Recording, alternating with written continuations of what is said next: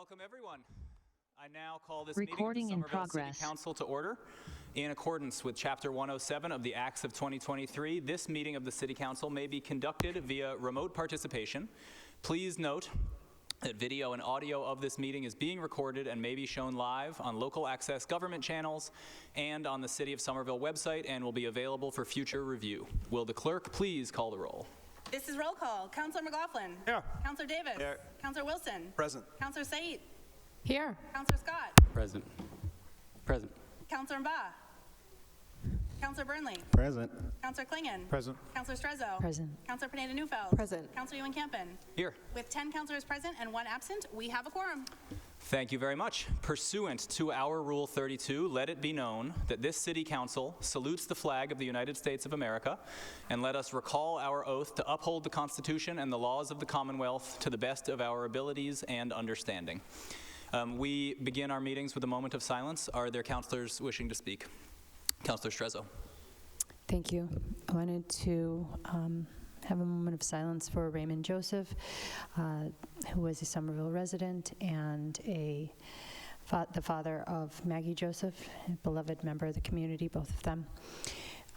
He was born in Case 80 in 1937, and he passed away on October 8th. He was a hardworking and dedicated individual who served his birth country and community for more than 15 years as a police officer and also worked as a farmer. He immigrated to the United States in August 2007 and settled in Somerville, where he remained until his passing. Raymond became a naturalized citizen in 2018. He was proud to become a U.S. citizen and voted regularly in all the elections. He followed politics fervently. For many years, Raymond volunteered his time as a helper at the Elizabeth Peabody House food pantry. He was passionate about cooking and relished a good meal with his friends and family. He was also a fitness enthusiast who walked daily and from his Somerville residence. He was an outgoing individual who valued friendships and family gatherings. He easily built connections and greeted everyone in and around his neighborhood and on the street.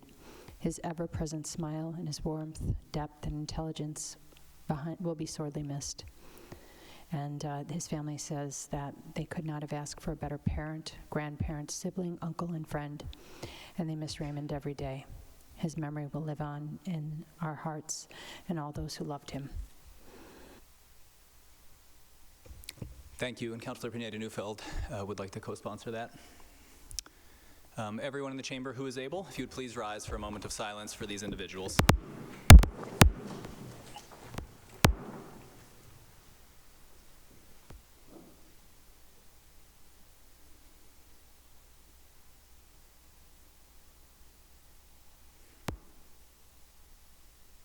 Thank you. Please be seated. Colleagues, it is great to be here. As you all know, I have my wife and I have a 3.5-week-old at our house right now, and my brain is operating at about 30 to 40% of its capacity. So for tonight's meeting, I have asked Councilor Pineda-Neufeld, our Vice President, to serve as the presiding officer, as our president. She's generously accepted, and I think it is in the public interest that someone with a fully functional brain preside over this meeting. So thank you.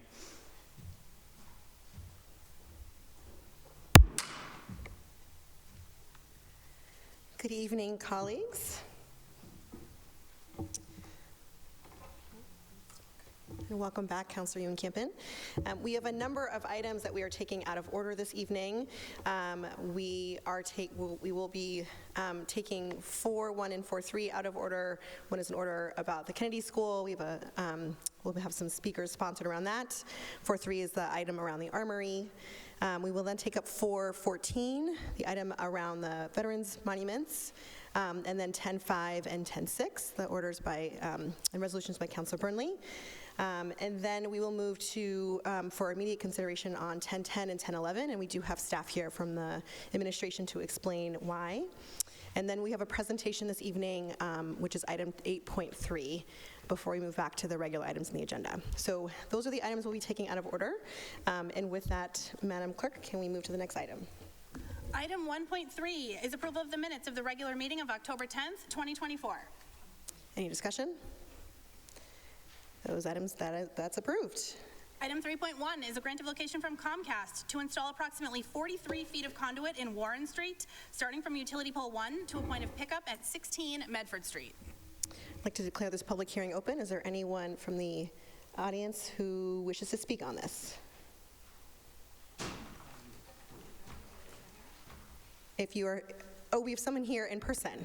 Okay, please come on up. And if you could introduce yourself, share your name and address. Hi, Al Rugman, 72 Myrtle Street, Hanover, Mass. I'm a utility coordinator for Comcast, and here on behalf of Comcast to answer any questions. Okay. Would you like to share any more about this item? We're actually going from pole number 1 on Warren Ave or Warren Street to service, put in one 4-inch conduit to service 16 Medford Street. Okay. Any other members of the public who wish to speak on this item? Okay. I declare this public hearing closed. Any councilors who wish to speak? Yes, Councilor Scott. Thank you, Madam President. This one's in Ward 2. And honestly, I just wanted to check with the Chair of Public Utilities, Public Works, if the item related to double poles and Eversource addressing the safety issues with double poles, has that come before the committee yet and been addressed? Not as of yet. I have a meeting on the schedule for December 19th. All right. I also, working with city staff, have not seen any progress on that. So why don't we just send this one to committee as well, if you wouldn't mind, Madam President, and we can talk about it all at the same time. Okay, let's send this item to committee. Great, next item. Item 3.2 is a grant of location from Eversource to install approximately 115 feet of conduit in Medford Street and Warren Street, starting from utility pole 228/4 to a point of pickup at 16 Medford Street. And I have Jackie Duffy. Okay, I declare this public hearing open. Jackie Duffy. Hi, how are you tonight? Good, how are you? Good, thank you. Eversource would like to install approximately, hold on one second. Give me 1 second, I'm sorry. 115 feet of conduit on Medford Street to provide electric service to 16 Medford Street. Okay, any other members of the audience who wish to speak on this item? Any hands? No more hands. Okay, I declare this public hearing closed. Any councilors who wish to speak on this item? Councilor Scott. Madam President, similar to, I think, the next 3 or 4 of these, this one's in Ward 2, so I'd request that we send it to committee. Thank you. Okay, this item will be sent to Public Utilities and Public Works. Licenses and permits. Thank you. Next item. Item 3.3 is a grant of location from Eversource to install approximately 4,098 feet of conduit and 3 new manholes in McGrath Highway, Washington Street, and Joy Street. Okay, declare this public hearing open. Do we have any audience members who wish to speak on this? Jackie Duffy. I would like to install 4,098 feet of conduit and 3 manholes on McGrath Highway, Washington Street, and Joy Street. This work is necessary in order to increase load capacity, which will support the growth of electrification in the area. Okay, any other audience members who wish to speak on this item? Declare this public hearing closed. Councilor Scott, should we send this to licenses and permits? Let's do it. Wonderful. Thank you. Next item. Item 3.4 is a grant of location from Eversource to install approximately 65 feet of conduit in Washington Street from utility pole 358/29 to a point of pickup at 192 Washington Street. Declare this public hearing open. Do we have anyone wishing to speak? Jackie Duffy, Eversource, we're installing 65 feet of conduit, and this is to provide electric service to 192 Washington Street, which is a 3-family home. Any other audience members who wish to speak? Any hands? Okay, declare this public hearing closed. Councilor Scott, should we send this to licenses and permits? Okay, let's do that with this item. Next item. Item 3.5 is a grant of location from Eversource to install approximately 53 feet of conduit in Somerville Ave from existing manhole 28941 to an approximate point of pickup at 557 Somerville Ave. Declare this public hearing open. Anyone wishing to speak on this item? Do we have Jackie Duffy, Eversource, would like to install 53 feet of conduit to provide electric service to 557 Somerville Avenue. This is a renovation. Any other audience members who wish to speak on this item? Any hands? Okay, this public hearing is now closed. Any counselors who wish to speak? Counselor Scott, should we send this to licenses and permits? Let's do that. And next item. Item 3.6 is a grant of location from Eversource to install approximately 122 feet of conduit in Laurel Street and Somerville Ave from utility pole 199/0 to an approximate point of pickup at a proposed handhole at 515 Somerville Ave. Declare this public hearing open. Is there anyone who wishes to speak on this item? Jackie Duffy, Eversource, would like to install 122 feet of conduit, and this is to provide electric service to a gas monitoring equipment. Okay, any other audience members who wish to speak? Declare this public hearing closed. Counselor Scott. Thank you, Madam President.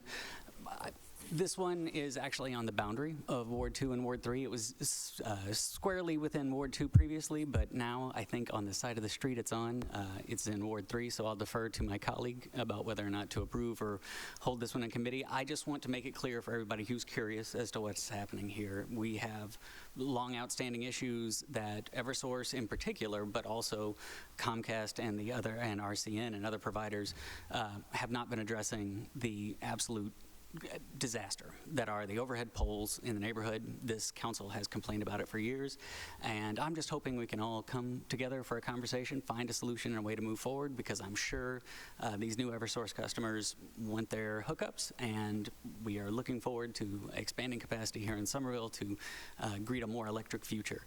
But in order to do that, we have to also make sure our residents are safe. So I appreciate you sending all these to committee for me. Thank you. Councilor Yeah, I'm happy Kempin? for that to go to committee as well. Thanks. Okay, we'll send this to licenses and permits. Next item.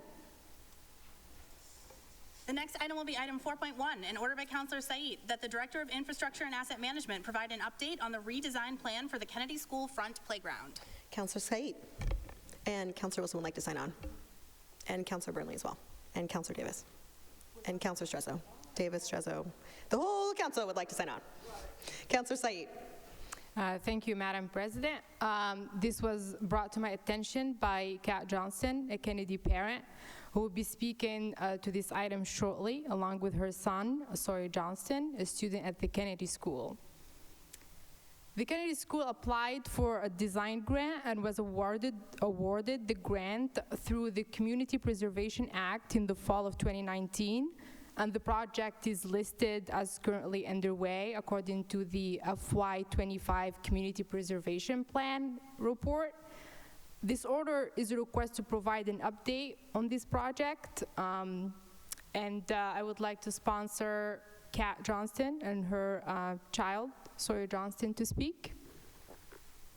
Kat and Sawyer, please, if you could introduce yourselves and your address. Great. Hi, good evening. Thank you all for having us. My name is Kat Johnston. I live in Ward 3, and I've been in Somerville for the last 10 years. My husband and I have 3 children, 2 of whom attend the Kennedy School, and my oldest son, Sawyer, is in 3rd grade and is here with me tonight. I'm here tonight regarding the front lot at the Kennedy School. I wish it had a proper park or playground name, but it is simply referred to as the front lot. An enclosed blacktop where 282 students in grades 3 through 8 have recess each day. As a 3rd grader, this is Sawyer's first year on the front lot. Pre-K through 2nd grade students play on the back top lot. At the beginning of the school year, Sawyer was very excited about returning for 3rd grade, but he was also very clear that he did not look forward to playing on, quote, the boring front lot. In 2nd grade, his teacher, Mr. Bayul, had engaged the class in a design challenge to reimagine the lot and create a playground of their dreams. Sawyer had hoped that construction would have started on his idea for a climbing wall with a water slide this past summer, but it did not. 2nd graders have been dreaming about a better play space since the original Community Preservation Committee grant application was submitted in September of 2018. Funds were approved in December 2019, as the counselor mentioned. And while the pandemic understandably delayed the start, the community was told last year that we were back on track. We've had no updates since then. A landscape firm doesn't seem to have been hired, and we haven't found an open or closed RFQ on the city's procurement site. This project matters to families across the city. The Kennedy School houses 3 district-wide programs for special education. There's currently nothing for differently abled students to use at the school except for one swing. These students deserve a universally accessible play space. Additionally, given the other schoolyard projects that have been completed, the Kennedy is now the only school without access to a field or green space. Since the application was submitted, 318 students have graduated from the Kennedy without any progress being made on this project. Contrast this timeline with the Elm Beacon Connector project, a quote, quick build project that kicked off this summer and is set to be implemented by next September. Although this is a different city initiative and department, there are large overlaps in these projects. They both require community engagement, design processes, and construction that impacts the school community. They both include the streets surrounding the Kennedy and the front lot. These two projects should be working together and along similar timelines. As an example, a similar project led to a complete reworking of the pickup and drop-off procedures at the Argenziano School. And yet, when asked at the Elm Beacon Connector engagement meeting held at the Kennedy about how these two projects were communicating, no concrete answers could be given about any collaboration or information sharing. The city should be capitalizing on the synergy of these two projects, how they could support one another, and how they could bring meaningful improvements to the Kennedy and its surrounding community. Sawyer and I are honored to be here on behalf of the students who have graduated the Kennedy and the current Kennedy community who are still hoping for a happy, healthy, and accessible play space. We are asking for an expedited timeline and regular monthly progress updates. We and the other families are willing and ready to work with the City Council and the city departments to make this happen. Thank you. Would you like to say something?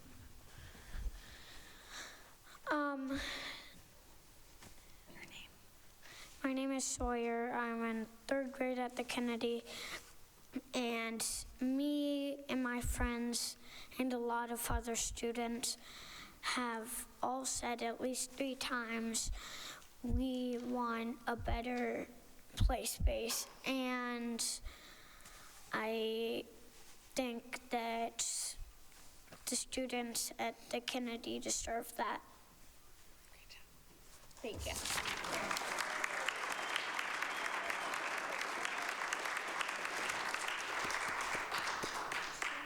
Thank you, Sawyer. You're very brave. Really glad we got to meet you. Councillor Wilson.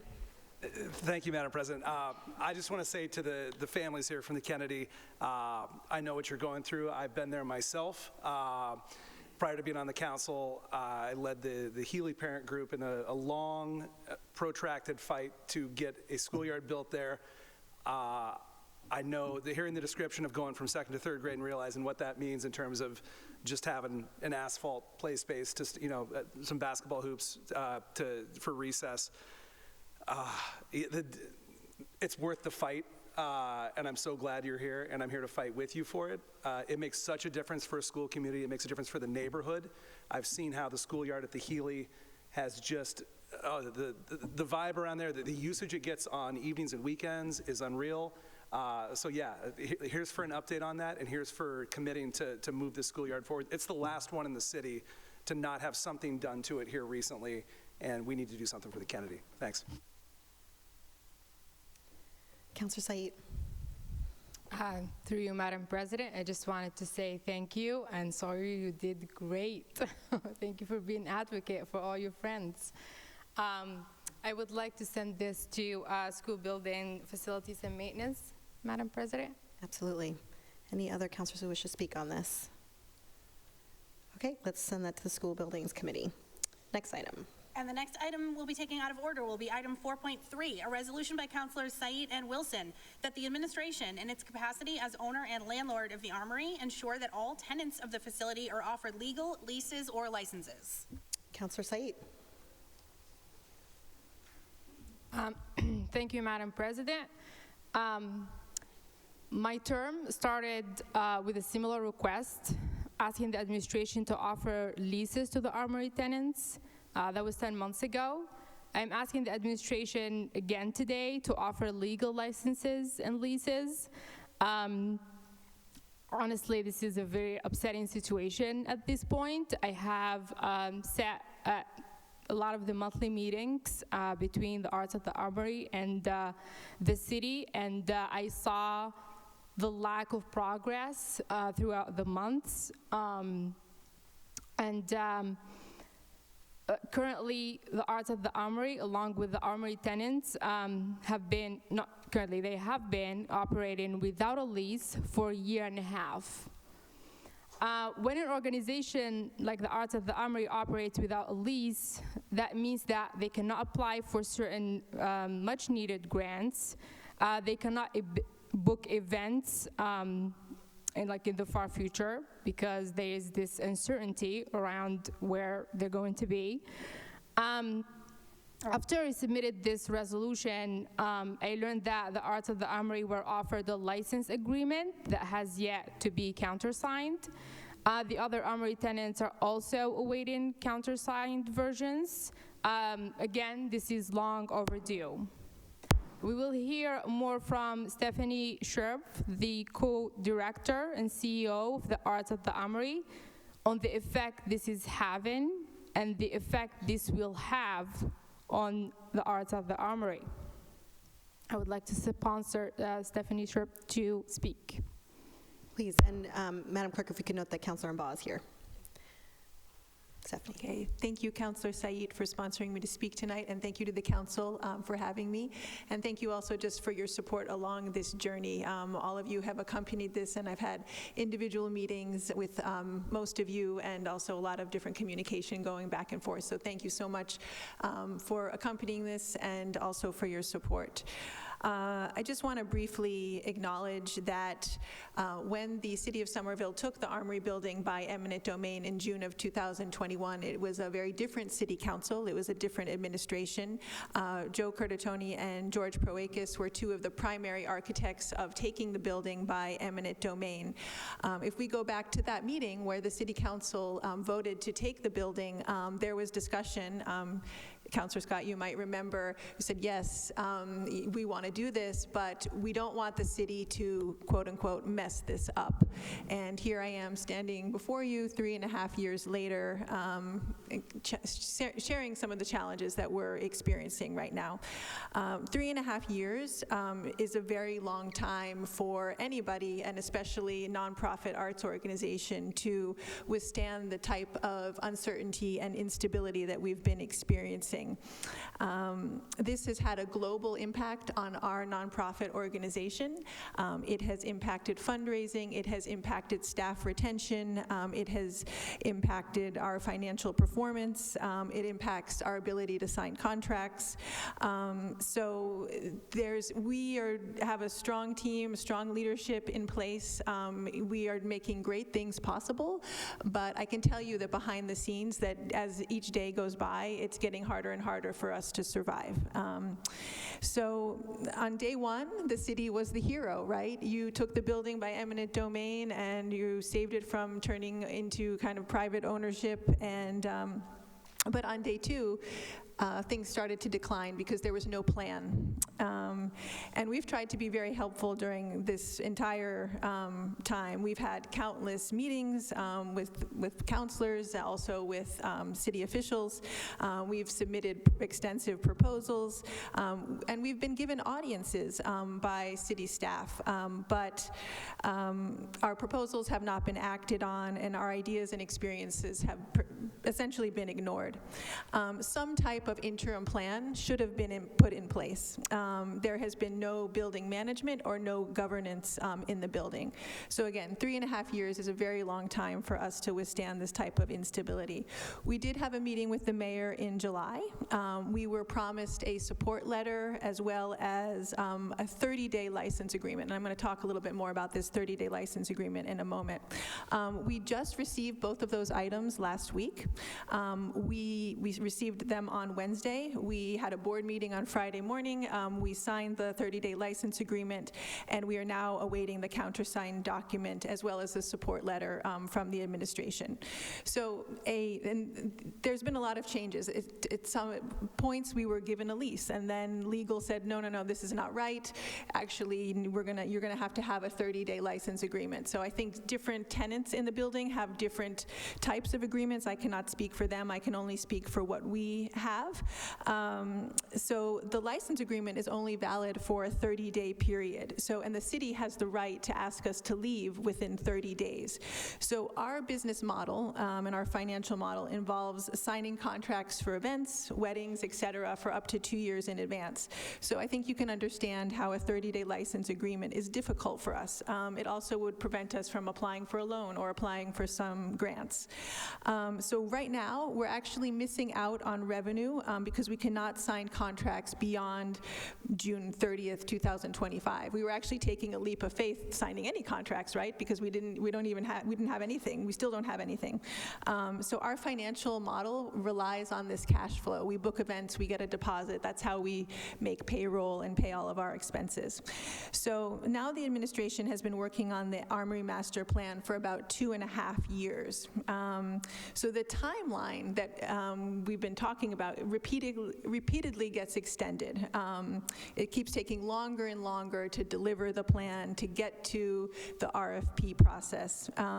So we were last told that the Armory Master Plan would be released for public comment in October. So now, next we were told that the administration is now hoping to release the plan for internal comment in November. And they're hoping to have it to you, City Council, for your December meeting. So, at every turn, the city has said, well, we need to get more community input. But the strange thing is that when I read what's being put out, I do not see what I'm hearing from the community. I do not see that reflected in the documents that are being produced. So I have no idea what to anticipate with the release of the Armory Master Plan. I don't know if, as tenants, we're going to have the option to look at that or to give comment. I'm not sure. I'm not sure if we were to be successful with an RFP, if it's even something that we can agree to.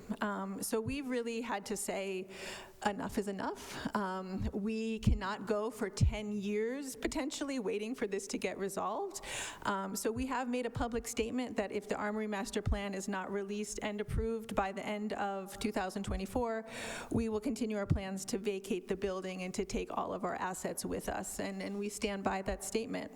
So then there's the Armory Master Plan piece, but then there's also the RFP process. So there's kind of like a two-part thing. So if the RFP process is not well underway by the end of our fiscal year, which ends June 30th of 2025, that would also be further cause for us to vacate, because we can't have a plan and then the RFP process keeps dragging, because we need to get some type of stability here. Overall, there really has been a lack of leadership, a lack of accountability, and a lack of urgency. No one is saying this needed to get done yesterday. Okay, so we've been waiting, and it's still not getting done. I don't think I need to waste my breath here on what a loss our move would be to the community. I think you've all heard from your constituents what they want, how much they value the Center for Arts at the Armory, as well as the other tenants in the building. So without us, the building would likely be locked up and continue to disintegrate. There's been very little maintenance done on the building. DPW has been trying to keep up with their limited staff, but in terms of capital maintenance, there's been no capital budget or improvement, and there's a lot of needs that I'm not going to go into at this moment. We serve 250,000 people per year through 750 events. We were just nominated for Boston Music Awards for the best live music venue with the upgrades that we did with grant funding, some of which came from the city of Somerville. So if we were to vacate, no more farmers market, no more cafe events, no more concerts, and I can go on and on. So we believe that we've really gone above and beyond in terms of advocating for the community's continued access to all that Arts at the Armory offers. We've really been tireless in our communication and meeting with you and members of the community and the city staff. We've delivered petitions signed by thousands of people and delivered all of this data to the city. So at this point, there's little more to be done except, I think, to wait and to continue. We're trying to talk to the press to see if that prompts any additional pressure. As always, I am available for discussion or questions that you might have, and thank you so much for the opportunity to speak tonight. Can you please introduce yourself? Oh, I'm so sorry. Okay, yes. My name is Stephanie Scherf, and I'm a co-director and CEO at the Center for Arts at the Armory. Thank you. Councilor Baugh would like to sign on. Councilor Burnley. Through the chair, where'd Stephanie go? Oh, Stephanie, thanks for showing up again and for your advocacy. I'm very grateful for your presence tonight, but I feel like we're all getting a little tired of this annual pilgrimage that you've had to make. You've been up here speaking on this issue at least twice a year since I've been on the council. And I want to double down on everything you just said. I mean, not only has the city not presented a plan for this space that was taken under, I would hope, great consideration to ensure that artists are not displaced from our community. What has been presented has been consistently presented with obfuscation, a lack of community engagement that hears the community and actually acts upon their requests. We've had many, many meetings where people say that they want the Center for Arts at the Armory, which is a nonprofit, to manage the Armory, which is a building, which it already does in effect and has for many years. And yet we've been in this process, this holding pattern for, as you said, at least 2.5 years. You could argue longer. And I want to thank my colleague from Ward 5 for bringing this forward, and for also, as well as my colleague at large, as well as specifying legal leases and licenses, because for those of us who've spoken with the tenants there, they multiple times have been offered illegal licenses and leases by the city. It's been a travesty of leadership, quite frankly, and it's really time that we become a city that honors the folks who make this place worth living in, whether that's the workers or the artists who do all this organizing and community building that makes Somerville, I think, one of the best places to live in the country.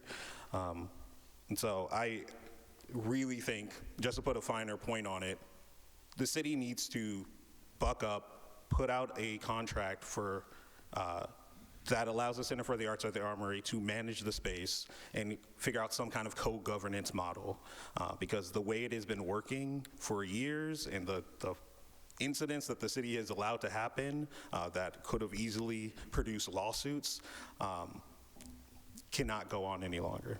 Thank you. Councilor Young-Kimpen, you're up next. I know Legislative Liaison Hutter perhaps wants to respond. Would you like her to respond? Okay. Liaison Hutter. Thank you. I'm Kimberly Hutter, Legislative Liaison in the Mayor's Office. Wanted to share a brief statement from the administration on this matter, because arts in the city of Somerville is a value and a priority for the administration, and the administration is committed to positioning the Armory to be a dynamic center for arts in the city of Somerville. And I want to take a moment to reflect back, as we heard tonight from Stephanie, that 3 years ago when this building was taken by eminent domain, the city had to come up with a plan for management, and the legal landscape for a municipal landlord is much different than that of a public or private, a private landlord.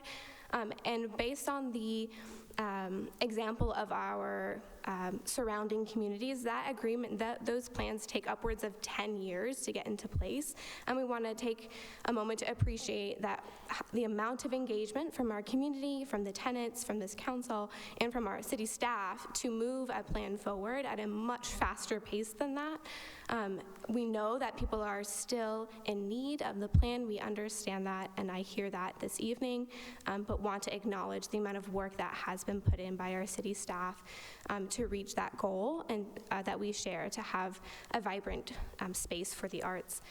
And also to acknowledge that over the past 3 years, the city has engaged very deeply in debates about governance, and communicated with all of the tenants at the Armory about leases and licenses, and we'll continue to do what we can to meet the needs as we're in this interim phase before a plan is established for the ongoing governance and maintenance of the Armory. So I also want to note there were certain questions about when the plan would be available and who would be able to review it, and our intention is to have that available very soon at the next council meeting and a public hearing shortly after, and that will be open for review by this council, by the tenants, and by the community at large before we finalize that plan and set up a collective agreement of how this building will move forward with governance and management. Thank you. Thank you. Councilor Yoon-Kimpen.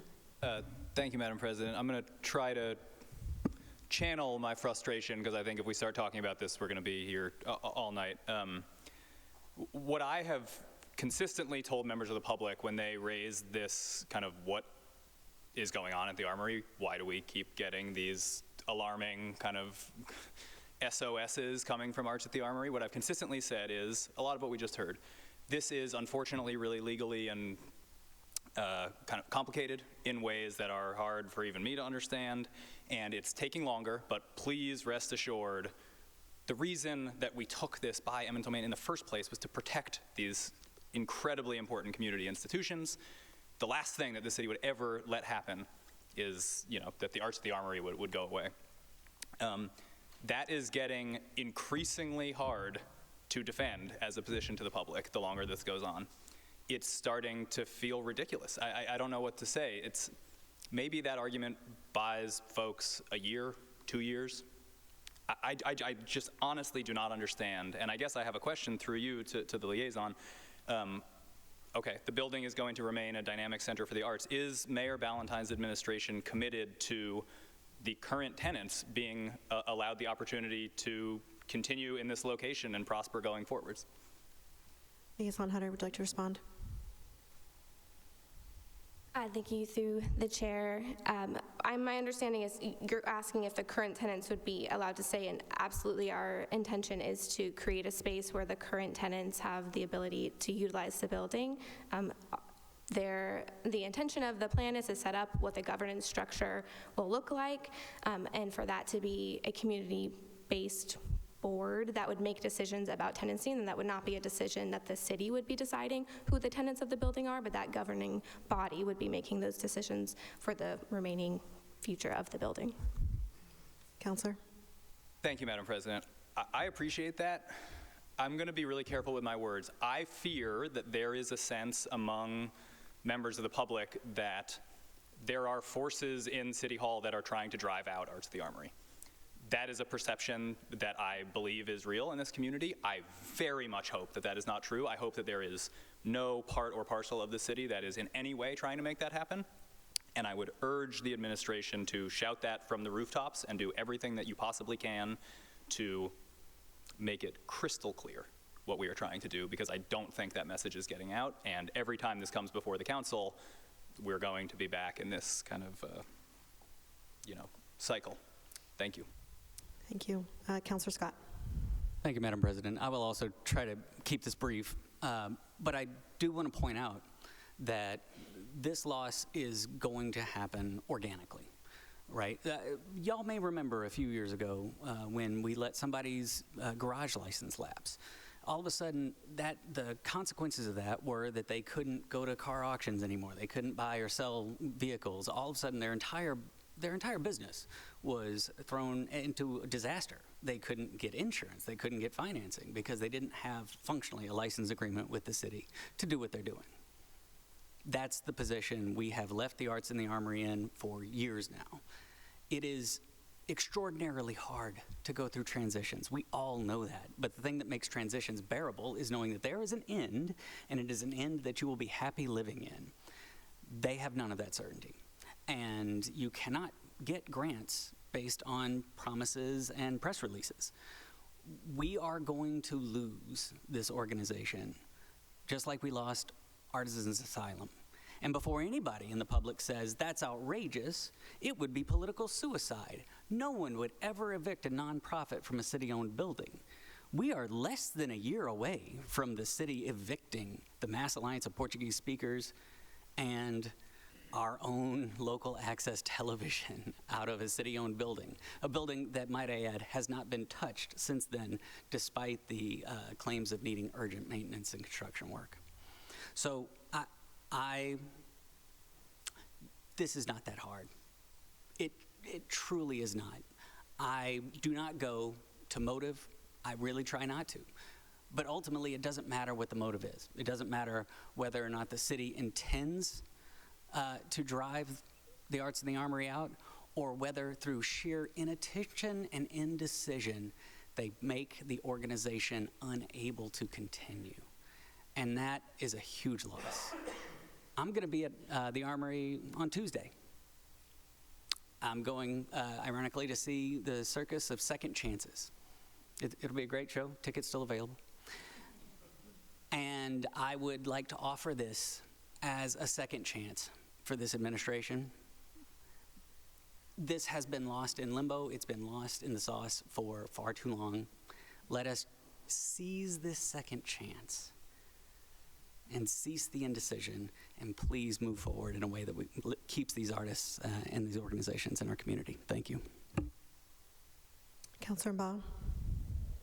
Thank you, Madam President. I'll try to save my energy for my other items, but I support, my colleagues, and just to say, it's really, saddening that we have to have Stephanie come here every time to, talk about this issue. I myself, I visit the Armory often. I think my last show to Chairman Scott is Bala Bila, featuring, Bala Kuyate. So I was there. It was packed with residents and community members that are enjoying the art. I would say to Stephanie, since we've heard from the administration that they have life for this legal process to, elapse, it's like 10 years. So just operate as if you have 10 more years. Don't worry. Just you have 10 years to kind of like live and operate as if there's nobody chasing you out, so that you don't have to go through all this, ridiculous process and inconvenience because of city processes. Thank you. Councilor Scott would like to sign on. I would like to sign on as well. Madam Clerk, Councilor Burnley as well. And Councilor Davis. Councilor State, do you like this to go to committee or approve it tonight? Thank you, Madam President. I don't think so. This is just a resolution, but I would like to say a few last words to Liaison Hatter's comments about this. We're listening to the community, and this process is informed by community members' input. As one councilor, I will say, right now, my constituents are extremely concerned, and they see, like, if the administration doesn't do something in the next few weeks, the Arts of the Armory is not going to be in our community anymore. So, as Councilor Scott said, I think this is not the second chance, because I think the administration had a lot of chances to fix this. This is the last chance. So I'd be very sad to see the Arts of the Armory moving out of our city. Thank you. This item is approved. Madam Clerk, next item. The next item will be item 414, a resolution by Councilors Mba and McLaughlin that the administration provide this council with a comprehensive status update of all veterans monuments affected by the construction and renovations around the high school complex. Councilor Mba.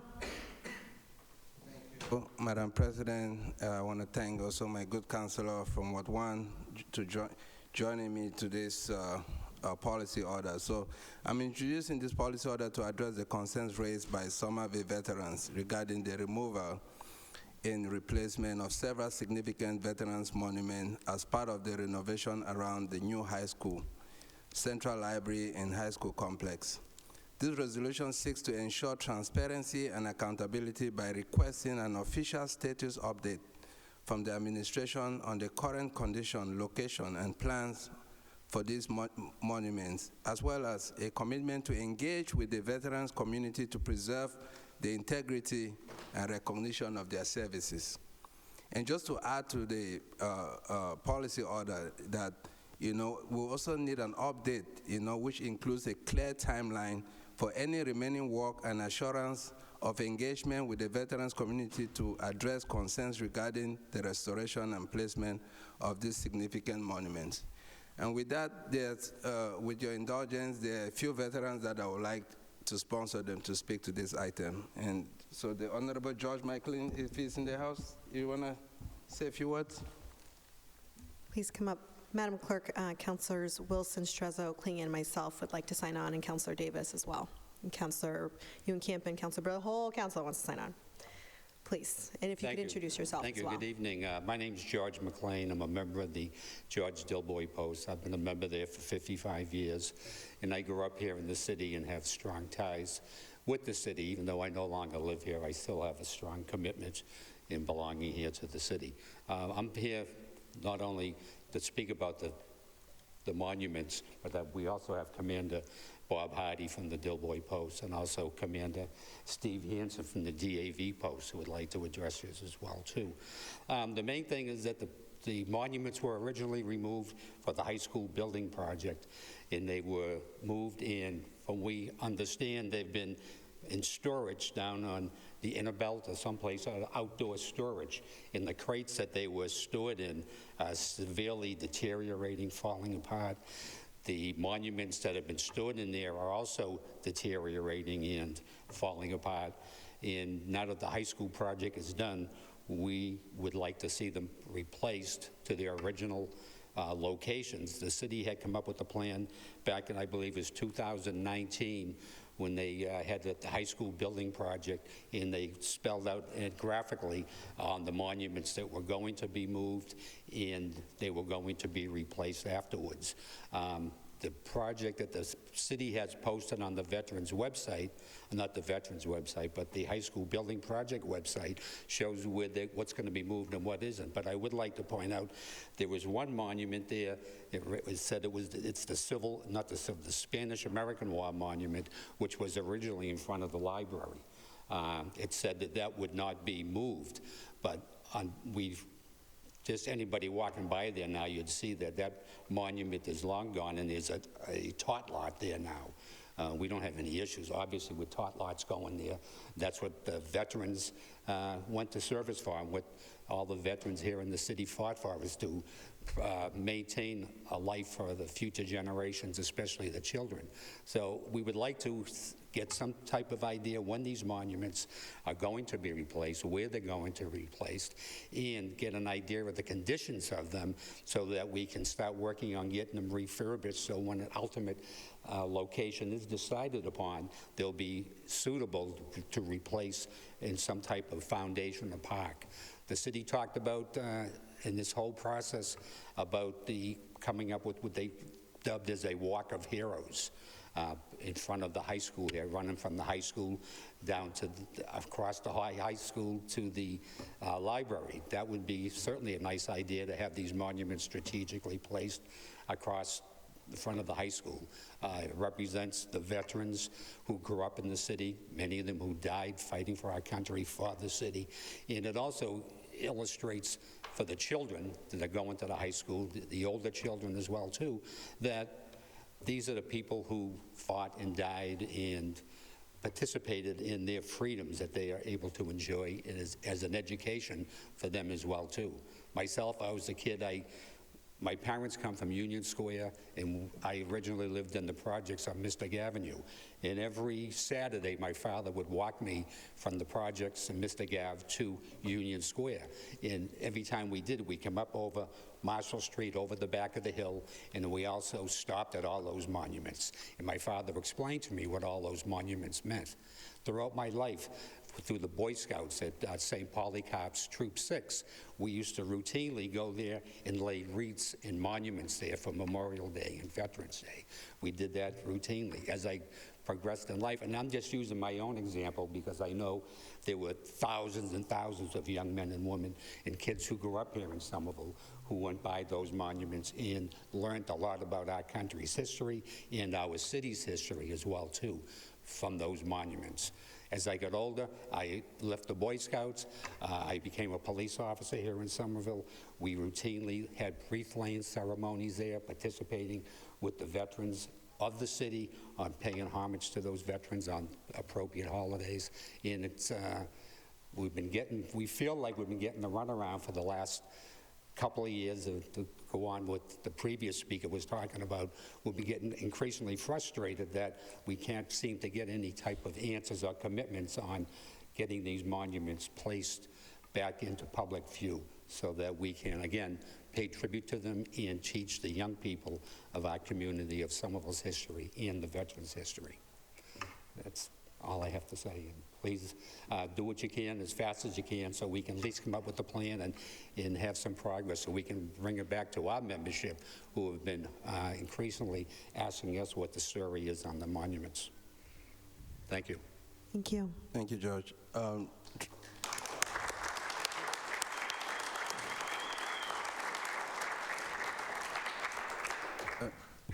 To you, okay. Just, I probably will need your name. How you doing? My name's Bob Hardy. I'm the commander of the George Dillbury Post 529.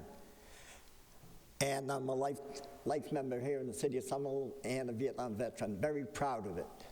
But where I see my monuments in a box, it doesn't need to be in a box. It needs to be displayed. But I'm going to give you the real hard figures on what these monuments look like at the present time, because I sat on the committees in 2017 about moving the monuments over to Central Hill. There was 5 monuments being moved. In the agreement that we had with the city was going to replace them the same time they did the landscaping in the playground. Well, I guess the veterans don't matter, because the children got theirs and they got their landscaping. So, let me tell you what's the matter with our monuments here. The best monument we have up there is the Spanish American. Back in 2010, I believe it was, we had it restored. It cost $50,000. Now, if you come down, you've got the Civil War monument. Over the period of years, you got to realize it's been up there 100 years. And the benches are broken, some of the foundations broken, and some of the sculpture that it has on it. It's a beautiful monument. If you haven't been up there, shame on you. If you don't know what the veterans represent, shame on you. We did what we had to do. Now, we're going to go to the Vietnam Memorial. The Vietnam Memorial was moved from Union Square first, when they were doing the square. All those parts were supposed to have gone up to the city yard. That means the flagpoles, the benches, the cobblestone. The monument stayed in place for another year so they can move it up and set it up in Central Hill next to the Civil War. Well, in that period of time, the cobblestone disappeared. No one knows where they are. They never made it to the city yard. Some of the benches have been broken while in the hands of the DPW. There were 2 cannons out in front of Central Park. We don't know where they are. And the pillars out of granite. Now, the one that's most destroyed of them all is the Korean Memorial. Mickey Curtin and I spent 2 years designing that memorial. Mickey and I, we didn't know where we were going to put it. Let me start that. So we said, okay, we'll put it up in the concourse, right in front of the old gym. I don't think any of you know the old gym as it was. And there was a curvature there, and we had 7 stones. And each stone had a different saying from someone that was in Korea. And we put that in there. We get chastised for misspelling the notes that were handwritten by the soldiers. No, we didn't. We used their sayings and their wording the way it was. Those are in the Veteran Service Department. When we did this monument, we also put anything that an infantryman would need, a steel pot, canteens and everything else. Well, our teenagers that were surfing with their boards, they ripped them all off the monument. They got destroyed. And all we had was black marks all on the top. The city didn't do a thing about it. So I would like to know, is it going to be another 10 years before we get it done? Or are we going to work on it? That's all I got to say then. And not only that, The last three administrators, mayors, gave the veterans a bum deal. Capuano, Kelly, and Curatoni. They all gave us a bum steer. And I think that the veterans here in the city of Somerville, in this community, would turn over in their graves. I am a son of the greatest generation. Let's put them all together and get it done.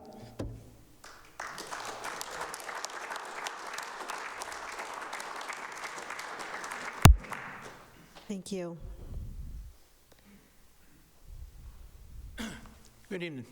My name is Stephen Hansen. I currently reside at 11 Laurier Place in Medford, but I also I'm a Desert Storm veteran.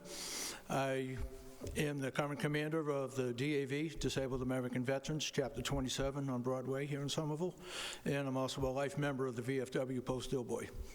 And I can't add anything to what was already said today, other than that I grew up in this city, and before I even knew what a veteran was, I was playing around these monuments, riding my bike around the Somerville High School concourse.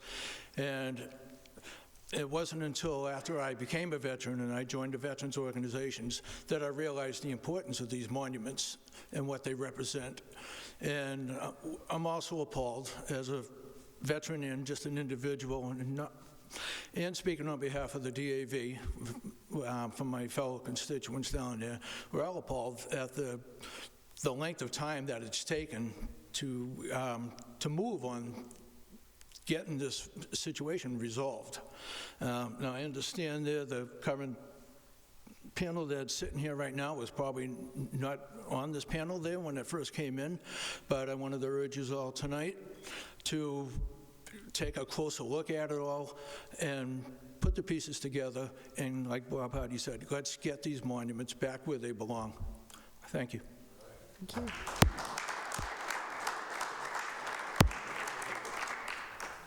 Councilor McLaughlin? I'm Martha Costa. I'm a resident of Somerville for the past 68 years. I probably marched in my first Memorial Day parade when I was about 12 years old, because at the time my father was the commander of Post 377. And one of the monuments is also a gravestone to Post 377. I discovered that the year that I was Grand Marshal of the parade in Somerville, because part of the Memorial Day ceremony is you'd go to Post 19 and you'd go to every one of the monuments and you'd place a poppy. And I saw this one and I was so proud because it represented my father. Well, Bobby didn't tell you that the original Vietnam Memorial in Union Square was actually paid for by the Vietnam Post 1, which was also on Bow Street in Somerville in the beginning.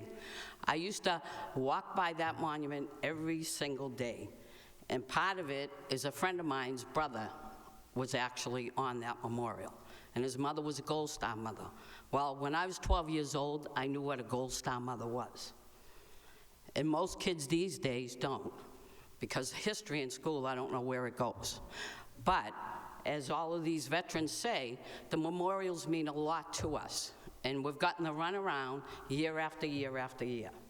Well, the Medford resident should be proud, because when I drive from Somerville to Winchester, I go by the memorial in Medford, right down from the Medford High School. It's gorgeous. It's taken care of every year. While Somerville should be ashamed of itself, because it's disrespecting every veteran that laid their lives down for us to have the freedom to talk up here. And I wish to God somebody would wake up and start putting those memorials back where they belong. I'm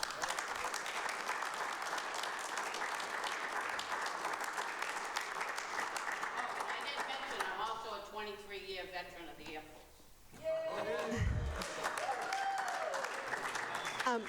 One moment. Councilor Mbaha, how many sponsored speakers do we have this evening? Through you, Madam Chair, I do not know. So we will have two last speakers, and then we have a veteran on the City Council. Thank you, Madam President. Okay, does this body would like to hear the additional sponsored speakers? Okay, please continue. I'm Thomas Lane. I'm a Vietnam vet. I'm the past 6-time commander of Lieutenant James A. Logan Post. We served this community over 50 years. We did go out of existence, but before we left, we had $1.1 million. We gave it to every veterans group, every civic group here. We left with our heads high, but I was here when Mayor Curtatone over in Central Park, when he was there to say, you will get the memorials. I think it was total fabrication and a total lie. I always loved Somerville. Even today, they ask me where I'm from, and I say Somerville with pride, but it's diminishing. I got a sour taste in my mouth how we've been treated as veterans. We lost many men from Somerville, killed, injured, and regular veterans of every different conflict. We should honor them. It feels as though the town, the city's got a disdain for the veterans. Fix our monuments and make them whole again, because I know they've been vandalized. Probably looted for the medals or whatever it may. You get preservation grant for this roof and steeple for 3.8. I'm sure some out of that money you could find money to go around to restore these memorials. Thank you very much. There you go.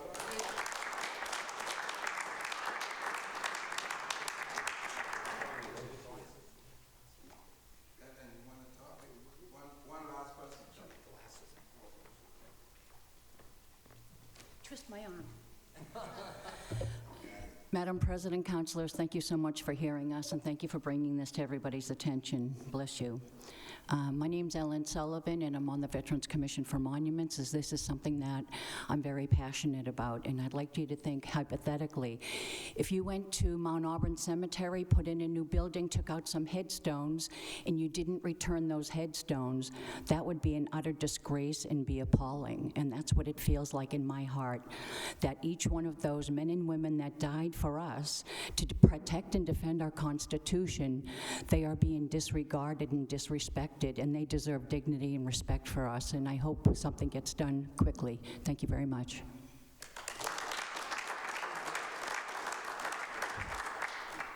Councilor McLaughlin. Thank you, Madam President. I'll try to be brief, but I do want to speak because this is something important to me.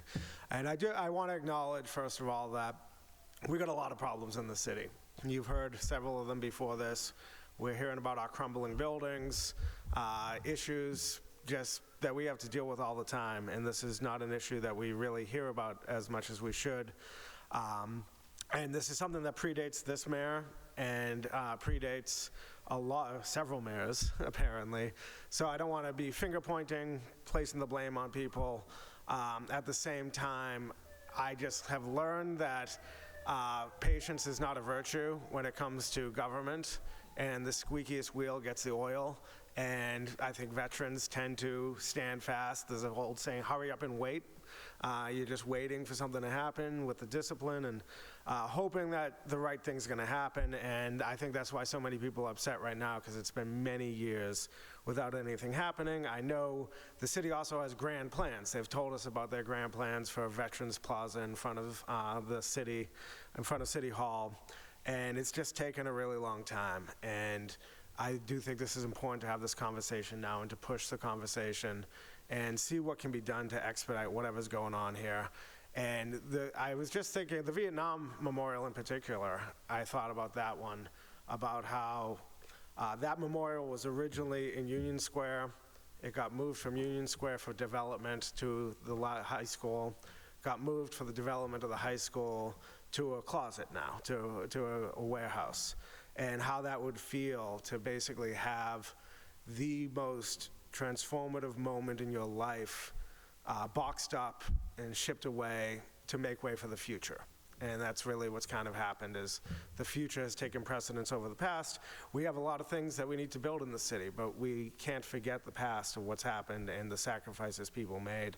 So I hope, for people in the council, for people in the city, for the city officials, to understand that, yeah, this is about more than just, a few memorials, and it's about people's past and about remembering the sacrifice that people made. And I thought about this especially at the last Veterans Day event that happened this past week, and seeing that there's several veterans who attended these events who are no longer with us, and they died thinking that this, their history is forgotten in the city.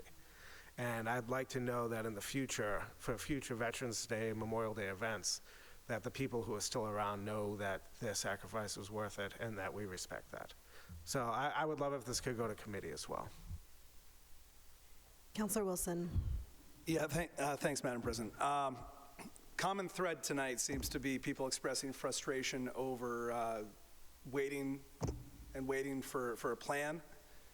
We heard it over the Kennedy School. The last 3 items have been about that. It shows the importance of being able to communicate plans to people so we don't find ourselves here. But on this item, when I visited the George W. VFW post and spoke to the members, I heard loud and clear the fury, the outrage there over having these monuments out of sight, hidden from the public. They've gone easy on us tonight relative to what I heard that night. I'll just say, I'm the son of a Vietnam vet. I know from talking to my dad what Vietnam veterans went through. They didn't come home to parades. They came home to a public that spat in their faces sometimes. And I think this reopens a lot of old wounds for our Vietnam vets, having these monuments stashed away out of sight like that. Councillor Clayton.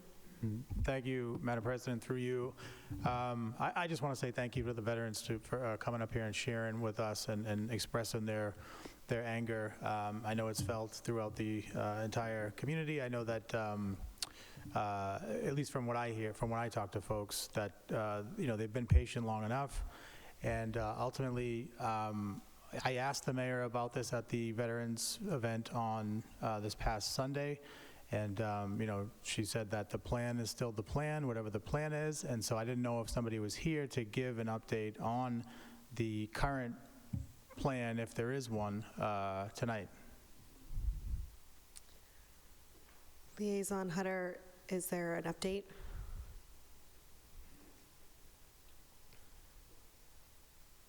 Thank you to the chair. I don't have specific details on the plan. Happy to have that discussed in committee, but I do know that staff are working on ensuring the proper equipment to move the monuments and want to make sure that that is done well, so none of them are damaged. And they're looking to be moved to a location in Boynton Yards. There's this newly owned city building there. So additional details can be provided by staff who are involved in that process, but that's all the information I have at this time.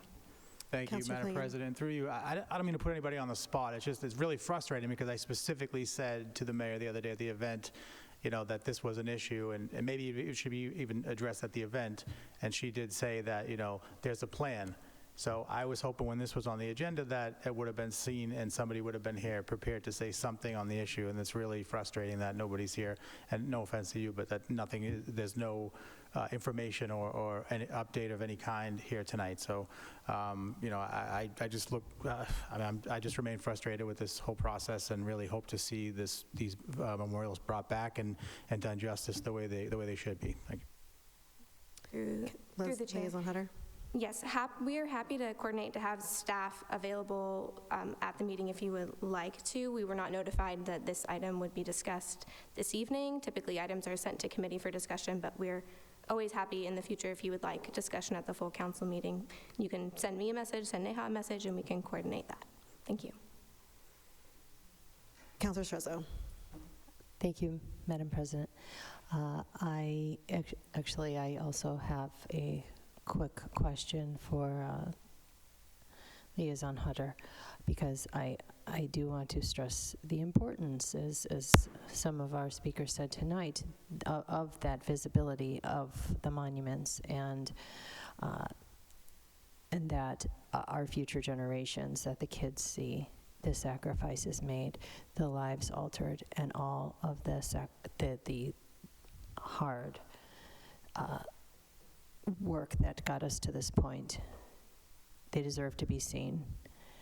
And I am requesting and asking directly to our liaison Hutter, Madam President, through you, if I may. Liaison Hutter. Thank you. If the administration, at the very least, can place some signs up in the locations, say, for instance, in front of City Hall where some of the monuments were, or that we can have some communication, a sign. We put signs up all over the city. We have communication strategies all over the place. If we can just have a sign that details a plan of when these monuments will be put forward, that the public is aware, and this can at least create a sense of trust and visibility, and hopefully repair that lack of trust that has been created through this decades-long issue at this point. If just a public sign just placed in some of the locations, just acknowledging it, that they're gone, that they will be returned, and a date, a timeline, something, please. Madam President, through you, can we get the mayor's administration to commit to that? Through the chair, I'm happy to bring that recommendation back to staff. I'm not able to comment on the feasibility of that, but I'm happy to bring that to staff to determine what would be necessary to make that happen. Thank you. Thank you. Any other comments? We will send this item to Public Utilities and Public Works. Next item, Madam Clerk. The next item that will be taken out of order is item 10.5, a resolution by Councilor Burnley to keep Massachusetts hip, healthy incentives program. Councilor Burnley. One moment, Councilor. I just ask that folks have conversations outside of the chamber so we may continue our meeting. If folks can take their conversations out of the chamber so we can continue our meeting, please. Madam President, could we maybe have a 2-minute recess? Yes, let's have a 5-minute recess.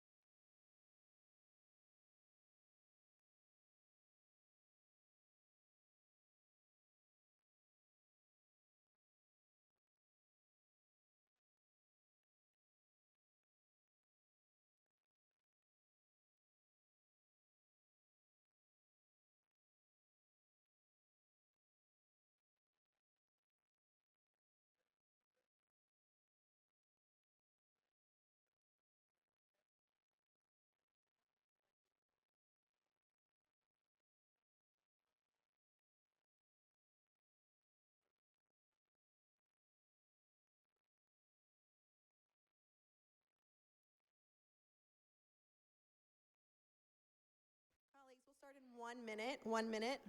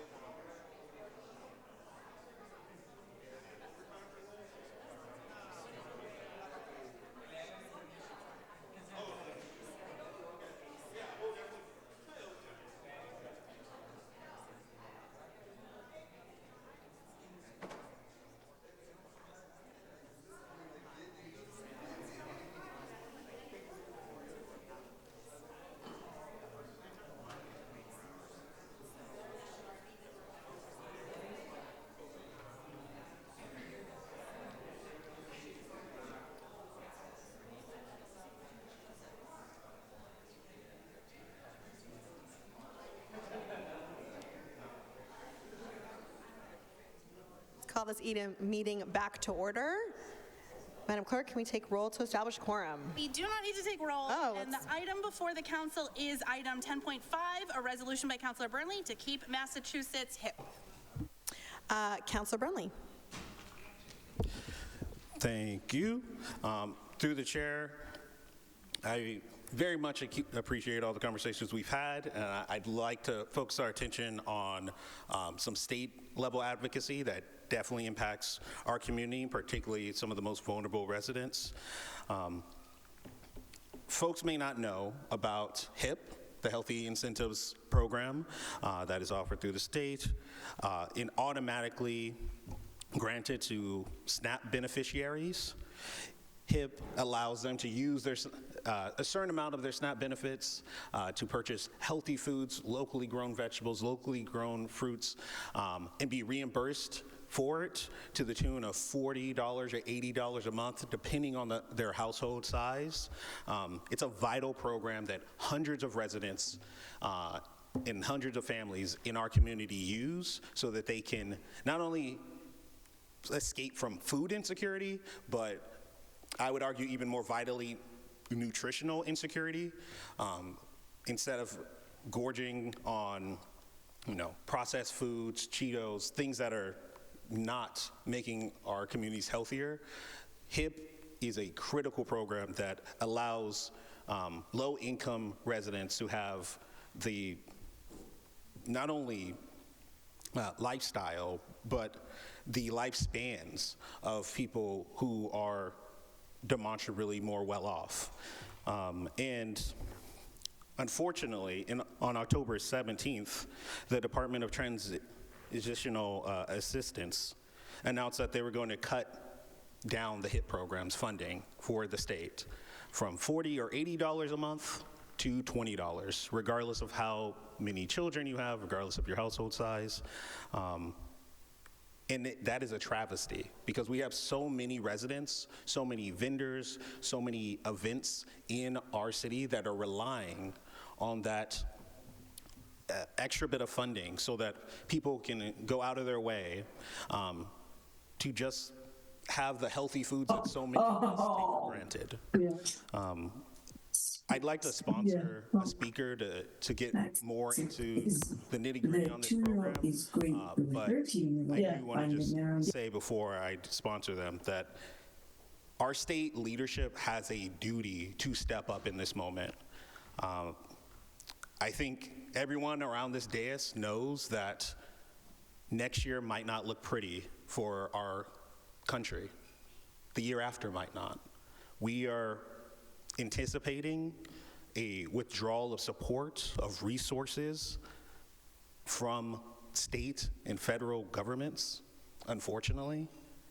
And that is exactly the time when communities like ours need to step up, to be stronger advocates, to say that we are not going to abandon those of us who have the least, those of us who are the most vulnerable, and that we need to put more resources into their hands and not less. And so with that, I'd like to sponsor Rebecca Miller to speak about the HIP program.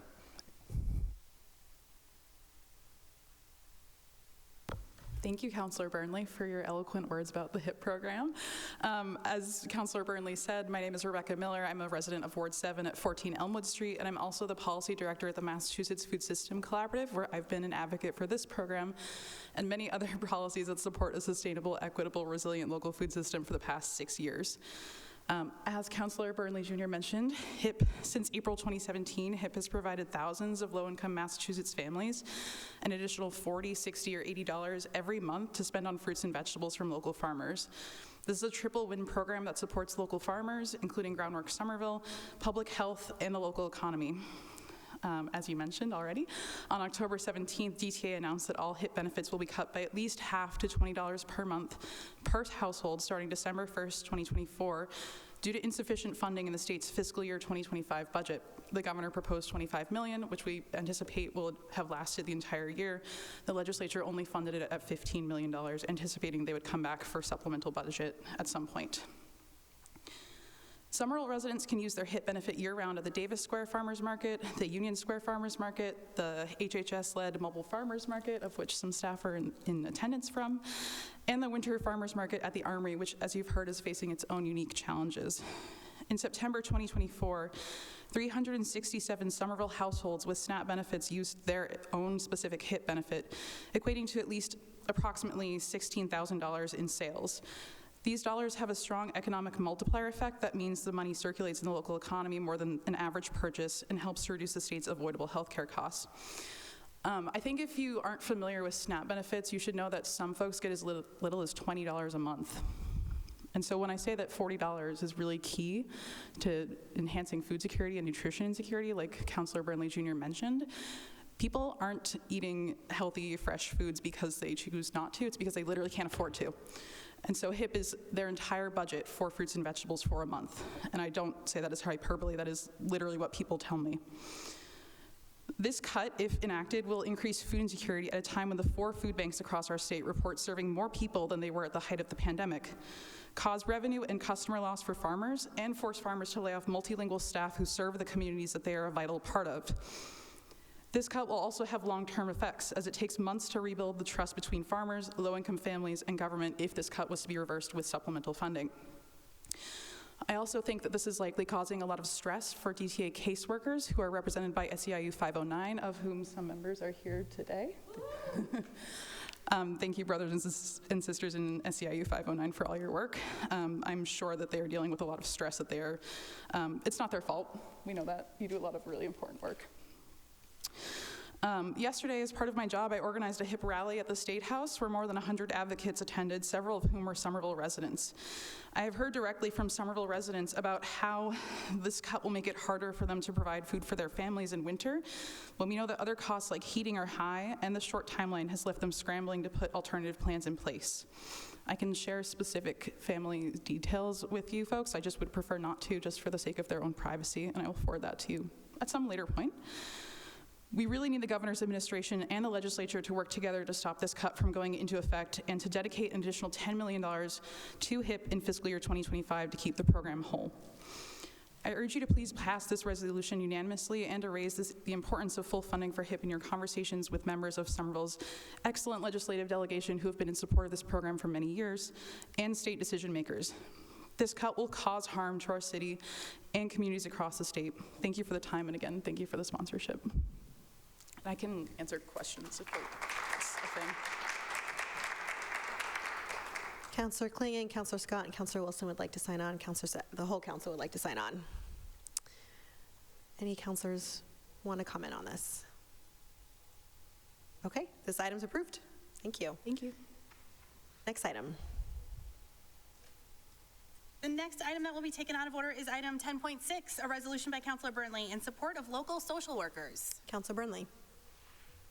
Thank you. Through the chair, as our wonderful previous speaker just mentioned, we do have a number of folks here tonight from EIU 509 who do incredibly important work in our community with our residents, taking care of our children, making sure that they are fed, are safe, have somewhere to go. And we've talked a lot on this council about supporting workers, supporting unions.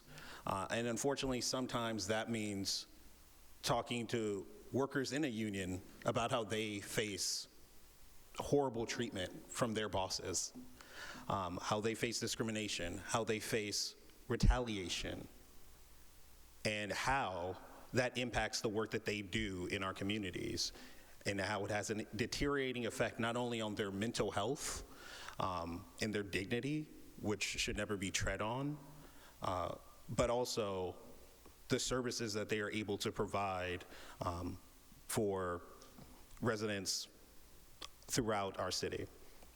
I would like to sponsor one such member of 509, a social worker, who can speak a bit more about why I've brought up this item, but I'll just say in summation that we need to support all of our workers, whether it's easy or not, whether it's popular or not, whether it is a dispute with a multinational corporation that is reaching into our community and buying it up, or whether it is a few low-income, largely women, people of color, who have to go into work knowing that they might face racial discrimination and dismissals at the place where they're supposed to be able to find reprieve to do the incredibly crucial work of serving our families. So, with that, I would like to sponsor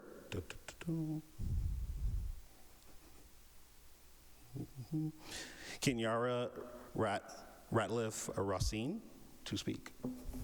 There you go. Also known as Kay. Welcome. Thank you for having us. And again, thank you for your introductory remarks, Councillor Burnley, and giving us an opportunity to draw attention to some of the concerns that we've had out of the Cambridge-Burlington area office. As the councillor mentioned, my name is Kay Ratliff Hossein. I am with some of my esteemed colleagues. None of us, other than I think two of us, actually are residents of the Somerville area, but a significant number of our caseload is housed out of Somerville. We serve, if I had to guess, about 25% of our cases and families that we provide ongoing and stabilization services for live in the Somerville area, which is why we thought this would be something that the council would be interested in learning about. I had some prepared remarks but left my glasses in the car, so I'm going to just try to talk briefly and extemporaneously. So my role at the department is I'm primarily tasked with investigating allegations related to abuse and neglect of children. And we have 6 cities in our catchment: Somerville, Cambridge, Wilmington, Burlington, Winchester, and Woburn. Thank you. And we are here today to try to draw attention and garner support for some of the concerns that we've had regarding the current leadership of our Chief Executive Officer at the Cambridge-Burlington area office, which is actually in the city of Burlington. We've had mounting concerns about what we believe is workplace misconduct on her behalf, on her part, and the treatment of the employees that are subordinate to our CEO in the office.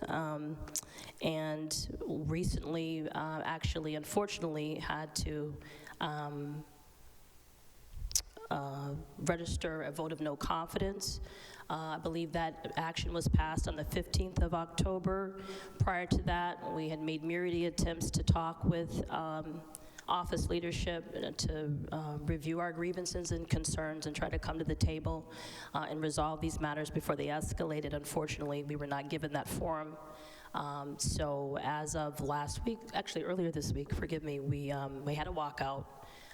We had a protest, and a preponderance of the personnel out of our office actually signed off on the no confidence. So many folks are starting to really feel the effects of what we feel is a hostile work environment. We believe it's having a deleterious effect on work morale.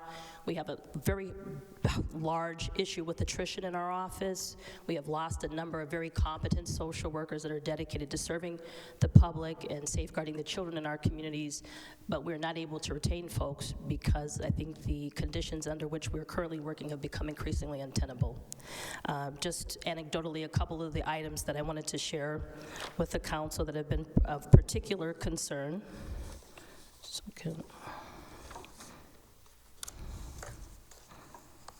One second. We have had several instances where employees were threatened and retaliated against by upper management. Really poor communication with folks in the office. We've had employees' safety concerns be dismissed and have been placed in very dangerous situations without providing pertinent information to help maintain safety when we're out in the field. We've had a number of concerns with disparate treatment with respect to the meting out of discipline for employees in the office.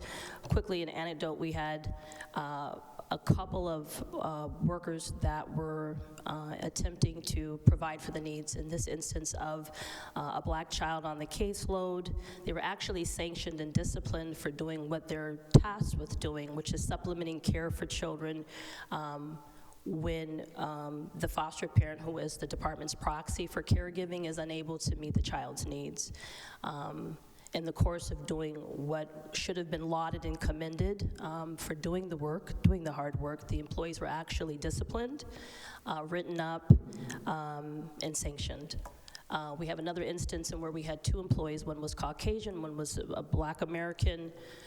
Both employees were cited for what was being called misconduct, what would have been by policy considered misconduct. The Black employee was placed on leave and investigated for about a 7 to 8 week period. The white employee actually was lauded and received a commendation at a staff meeting. Same concern. One was celebrated, the other one was disciplined. We've had folks really concerned about having documentation changed or altered to support the narrative of the chief executive officer when there were differences of opinion about clinical decision-making and outcomes. Give me 1 second. A lot of angry outbursts, pointing fingers in people's faces, demanding that people will listen to them and follow their instructions. Just a lot of bullying and targeting. We had another incident around race where we had an employee engage in made a number of really racist, offensive tropes, targeting Black employees, actually yanked the hair of a Black female employee and actually assaulted her, and was placed temporarily on leave, but was allowed to interact with the workforce while she was on leave, was brought back. There was never an opportunity for redress or a forum or a platform for the concerned workers, particularly the Black workers in the office, to talk about what we feel has been a pattern of racial targeting and disparate treatment. So this is just a few examples of some of the grievances that the workplace at the Cambridge Burlington area office have had over the last, I'd say, about a year and a half. Give me 1 second, let me just look through my notes. We are asking for, I'm sorry, forgive me. So there is an active investigation underway. We were fortunately able to get an audience with EHS. The concern now is that the CEO was being allowed to retain her position during the course of the investigation. The reason this is particularly concerning is because we've been told that this could be months and months and months before there's any determination made or any resolution. We're concerned that without being placed on leave, the CEO will continue to engage in some of these behaviors. To date, I believe only one person has been contacted by the investigators, so this is moving at a snail's pace.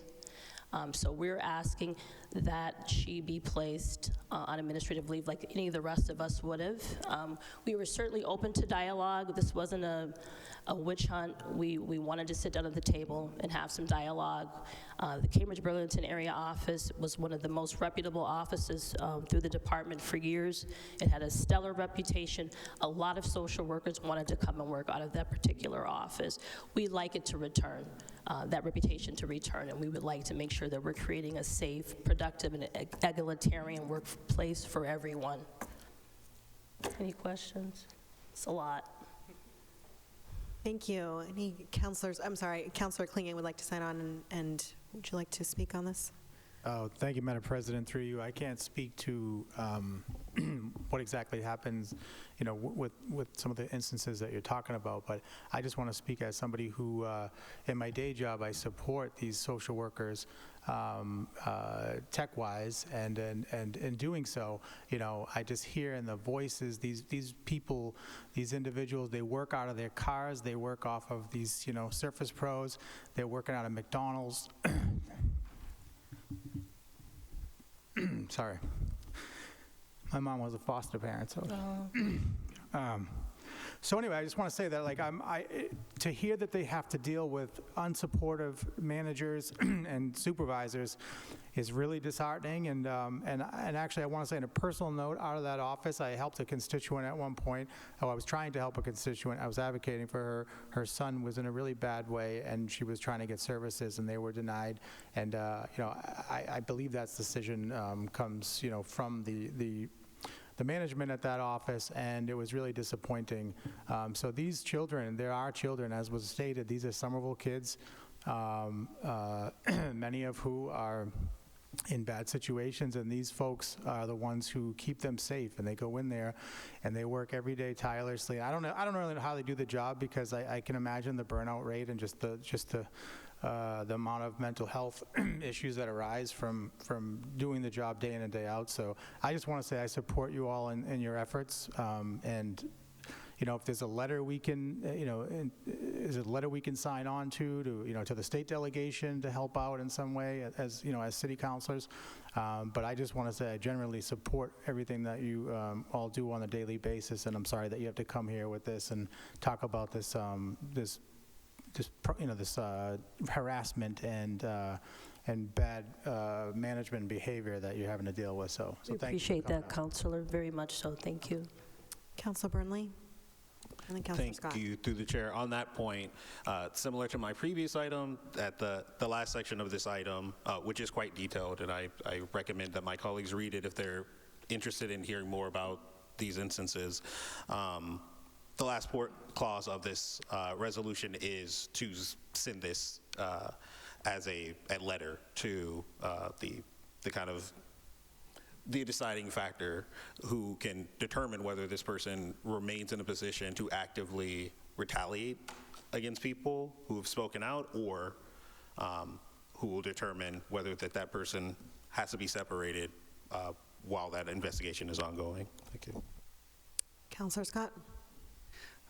Thank you, Madam President. Everything that's been said is accurate, and I couldn't say it better.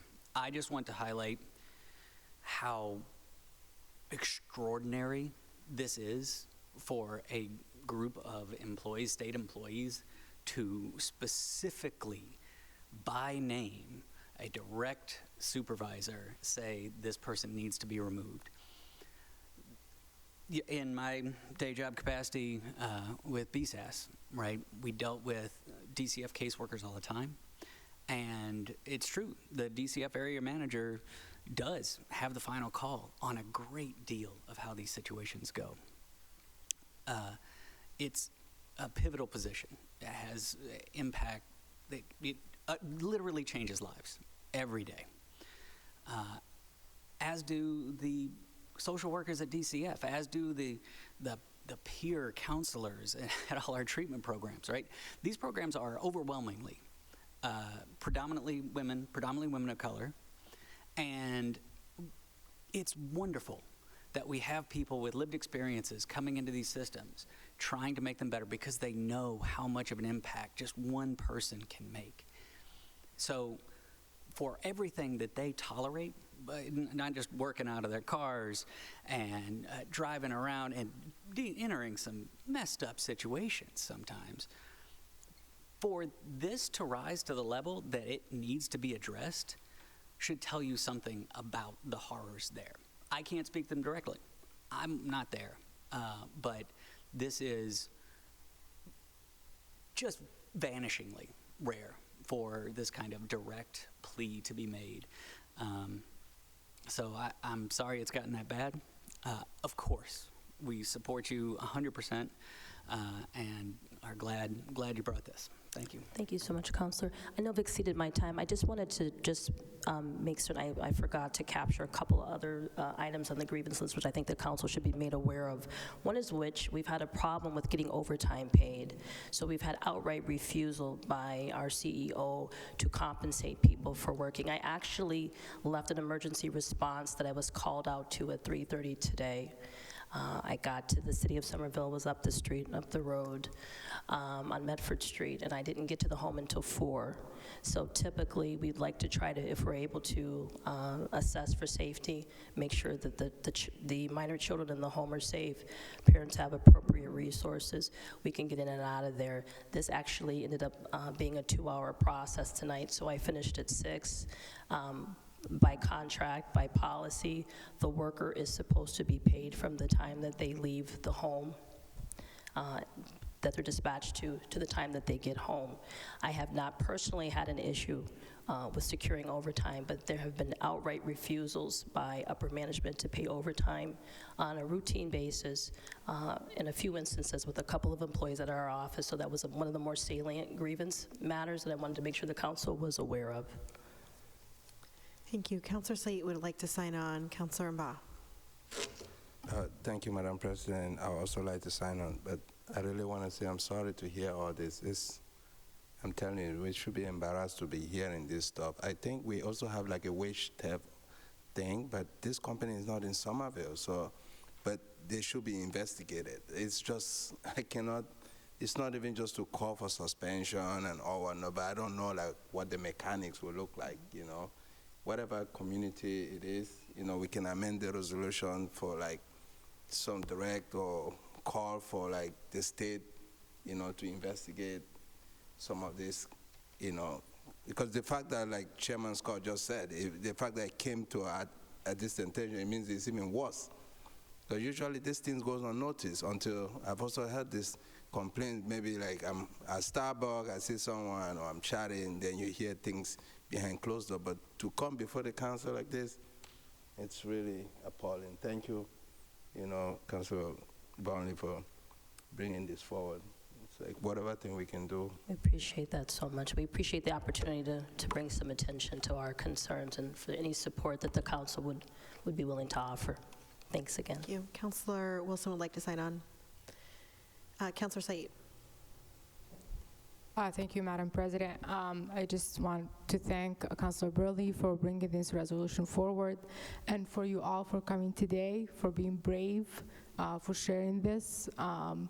This is, as Councilor Scott was saying, this is really huge. So thank you for taking this on, and you have my support. So much, we appreciate that. Okay, this item is approved. Thank you. Next item. The next item that we'll be taking up out of order is item 10.1, a citation by Councilor Burnley commending Dagmara Wozniak for her Olympic success and continued fencing legacy. Councilor Burnley. Thank you, through the chair. We just spoke about some pretty harrowing situations. I personally feel a gloom in the air. I hope that this citation can be an opportunity to shed that and to take a moment to just be in awe of the community that we live in. Somerville is one of those amazing places where you can walk down the street and you can meet a teacher, an architect, an urban planner, a scientist, and as I learned recently, a three-time Olympian. We are such an amazing community that is filled with such talented and creative people, and some of those people have gone on to represent not only our community, but our nation on the global stage. And Dagmara is one of those individuals. Born in Poland, she immigrated to the United States when she was 1 year old, to Jersey. We will not hold any feelings about that publicly. But through tremendous efforts, has served her nation by being on the U.S. fencing team 3 separate times and becoming a bronze medalist in her last, I believe, performance. I don't know, sparring match. I'm not a fencer, you can tell. In their last battle to the death. And not only that, but in just this year in Paris, Dagmara served as a team captain for the U.S. women's fencing team, and some of those people went on to win gold. And I personally am going to give some of that credit to a member of our community. And I think that we should all take pride in the fact that not only do we have people who give so much to this community, who serve it thanklessly and without and many times compensation or favor, but folks who go on to then represent us well nationally and globally. So with that, I would like to sponsor Dagmara Wozniak to speak and to receive this citation. Welcome. Congratulations.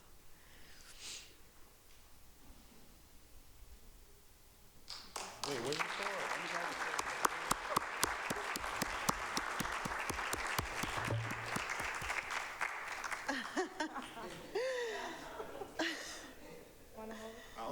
We can do either way.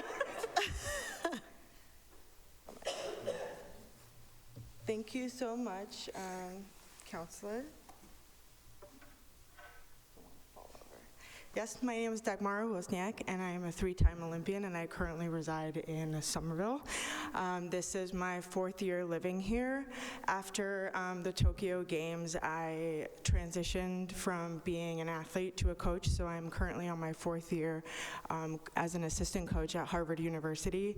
And I actually just recently, about a week ago, just got hired as the new national coach for the U.S. Olympic team, for the women. So,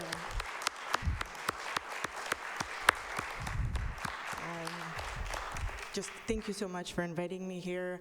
I just wanted to say, for anyone left in the room, being very brave to come up here and speak about the issues in Somerville. Sorry.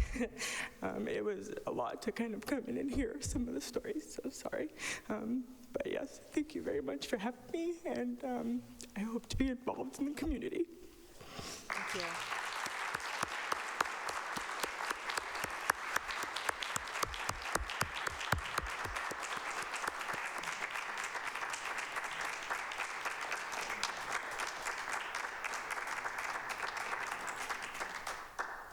Councilor Burnley, would you like a photo opportunity?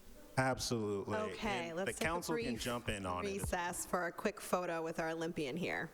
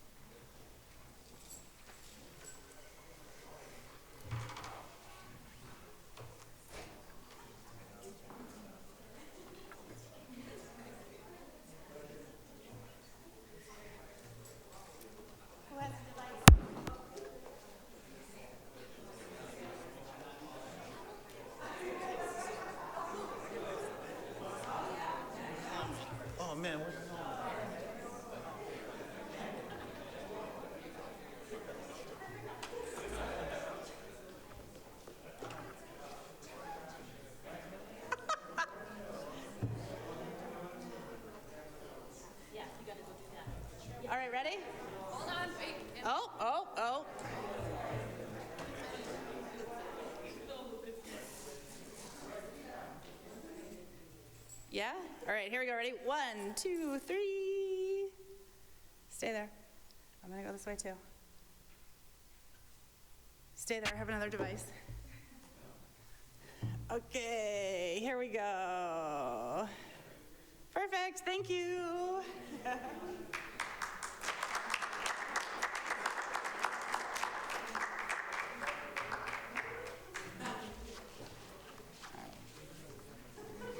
If you ever got spare time, you want to see someone out of fence, I could use it. Somerville's.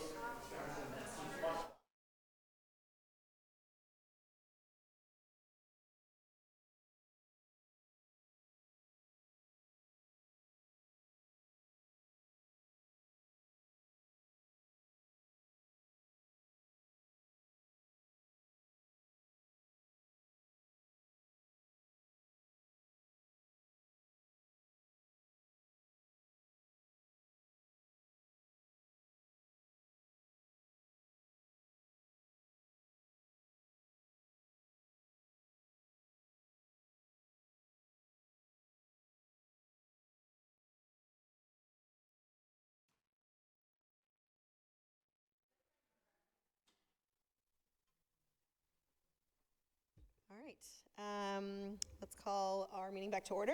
Madam Clerk, next item, please. The next item that is also being taken out of order is going to be item 4.10, a resolution by Councilors Pineda, Neufeld, and Mba, reaffirming Somerville's commitment as a Sanctuary and Trust Act city for justice, equity, and inclusion. Madam Clerk, would you read the whole resolution, please?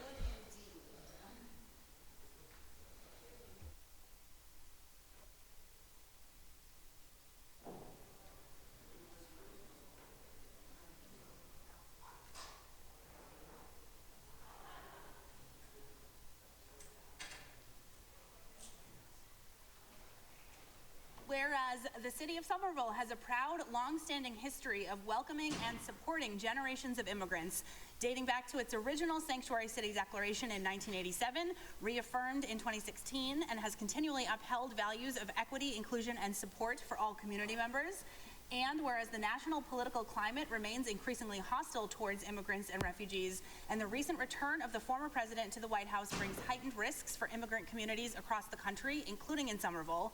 And whereas Somerville's guiding document, SummerVision 2040, states that putting equity at the core of our policies is how we live up to our ideals and ensure our community remains safe, vibrant, and supportive of all, a vision that we uphold with a commitment to protecting our immigrant neighbors and fostering an inclusive environment for everyone.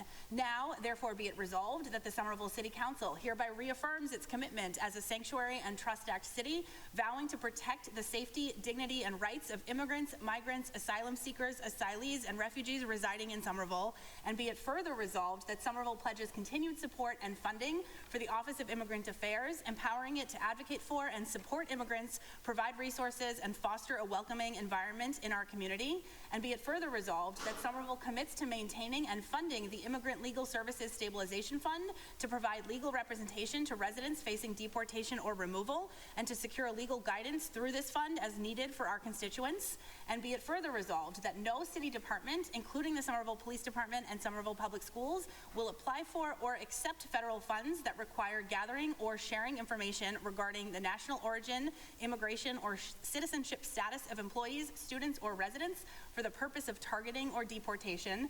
Somerville reaffirms its Trust Act ordinance commitment to non-cooperation with federal immigration enforcement on these matters, and be it further resolved that all city services, benefits, and programs shall remain accessible to all, irrespective of any person's national origin, citizenship, or immigration status, and that the city will continue providing timely and culturally competent language access services to ensure inclusivity across all departments.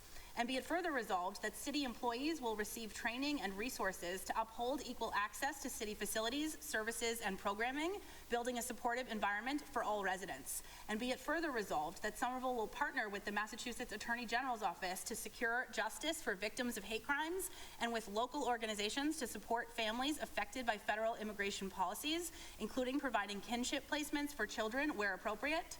And be it further resolved that the city will strongly advocate for schools, hospitals, places of worship, and courthouses to be recognized as sensitive locations, safe from federal immigration enforcement actions, to ensure the fair and compassionate administration of justice.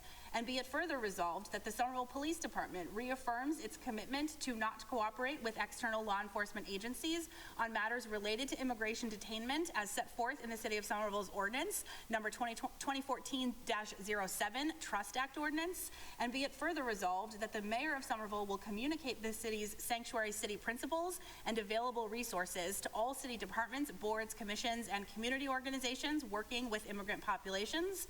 And be it further resolved that Somerville also invites neighboring cities in Massachusetts to reaffirm their commitment to serving and protecting their immigrant communities, joining in solidarity to safeguard residents' rights and safety. And be it further resolved that if any section of this resolution is declared contrary to federal or state law, the remaining provisions shall remain intact and enforceable to the fullest extent possible. And be it further resolved that regardless of external pressures or challenges faced by sanctuary cities, Somerville remains committed to its values of inclusion, equity, and justice, and will not waver in supporting our immigrant neighbors who are integral to the strength and diversity of our community. Thank you, Madam Clerk.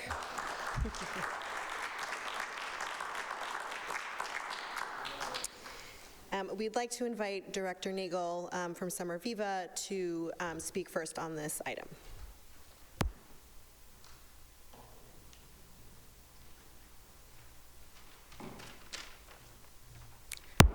Through you, Madam Vice President, I would first just like to say how beautiful it is to go after Dagmara, who immigrated here into the U.S., and to understand the enormity of what our immigrants give our city, give our nation, and everything that we've accomplished. And for that, I am so grateful to the City Council for its ongoing support of our immigrant residents and their commitments, and to you, Madam Vice President, and Councilor Mba for putting forth a resolution that sends a very loud message. And to those who say, do we want a loud message in times like this when people are going to be targeted? We're already targeted. We've been ahead of the curve as Somerville for decades, since we first were we were the second city after Cambridge in 1987 to pass the Sanctuary Cities Resolution, and we've had a target on our back since then. But what this resolution would also do is it would send a very loud message to our constituents and to our neighboring cities that there is no fear tactic that's going to work on us, and that we're truly going to remain committed to our immigrant residents, to providing what is owed to them as our residents, because every resident, regardless of their country of origin, the language they speak, the color of their skin, sexual orientation, all of our multiple identities that we carry, none of us should be targeted in any way, shape, or form, or ripped away from our communities. And hard times are coming, and there's so many things that are going to be completely outside of our control. But sending a clear message of support, showing up every day, remaining committed to the values, that is something that we can do. And we do this through so many of the things that are in this resolution. So many of the resolutions, is that what each of the paragraphs are? Resolve that. All of the further, be it furthers, that are included in here. Because it's also, as I've been looking at what some other cities do across the country, it is very easy to send sort of a blanket statement saying, these are our values, but what are you actually doing about it? And so this expresses very concretely what our commitments would be. I'm also very happy to see this, the second to last paragraph, protecting the different pieces of this, because we don't know legally what's going to be coming our way, what things might change in the law and policy nationwide and might affect our municipality.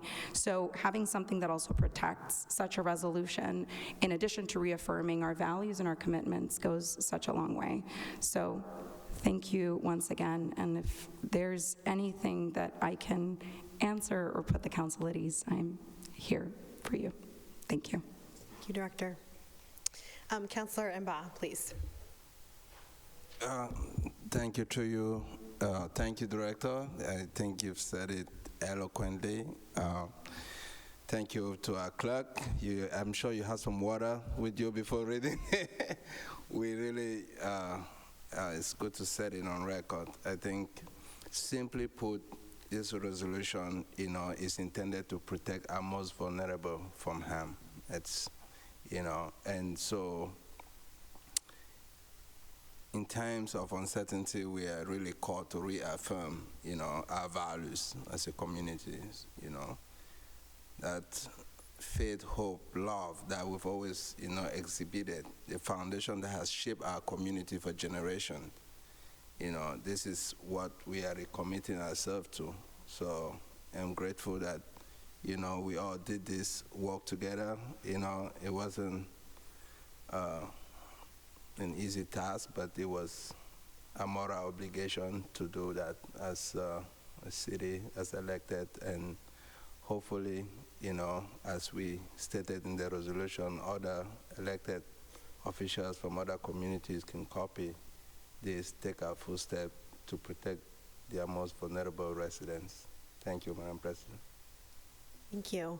I would like to speak on this as a co-sponsor. Councillor Scott would like to sign on, Councillor Strezzo, Councillor Burnley, the whole council. So I'm going to ask, sorry, not the whole council, Councillor McLaughlin, Wilson, Scott, Burnley, Klingon, Strezzo, Ewan Campen would like to sign on. So I'll invite Councillor Davis up here so I can speak on this.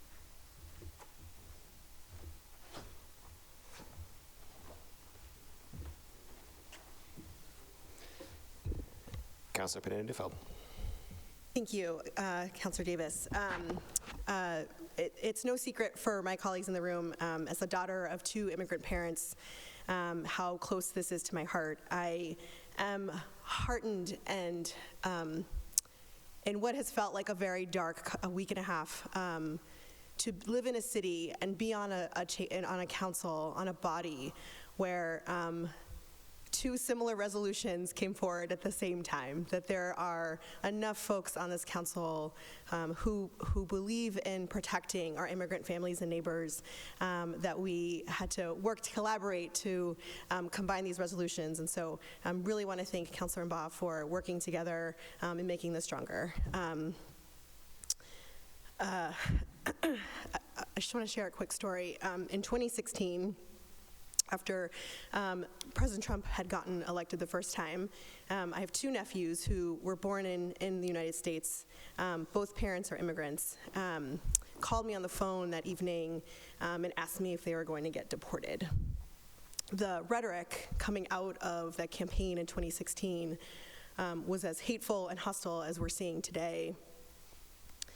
And it really hit me that, youth were going to bed in fear of what was going to happen to them and their families. And I had to assure them over and over that again, they were safe because they were born here, but that there was going to be very dark times ahead. I don't know what to say to them anymore, as their tia, as their aunt, about what's coming ahead. And as I think about conversations I've had with them now, teenagers, about politics, about the rhetoric in this country, and have spoken to constituents and groups that I've worked with in the city for years and years, we know that there are dark times ahead, and we also don't know how bad it's going to get. Our incoming president has campaigned on promises of mass deportations over and over again, and I've been asked many times in the last couple of days about this resolution. Why now? Why is this important? And it's because I believe in doing everything we can with all the tools at our disposal to protect our most vulnerable, to protect our immigrant neighbors and families. And this is one of the ways we can do that. With our incoming administration, I think everything we're doing on the state and local level matters so much more. We're going to be leaning on each other in ways that we didn't have to maybe 8 years ago. We're going to have to be building our community in ways that maybe we didn't have to 8 years ago. And so I appreciate the work that went into this, the work that is ahead of us. and in particular, love to, hear from other councilors on how we can make this better. But again, appreciate and gratitude to Councilor Mba and of course to our Summer Viva team for the work that they're doing and about to embark on in the next several years in our city. So with that, I would happy to take it back, Councilor Davis, if you would like to speak on the item.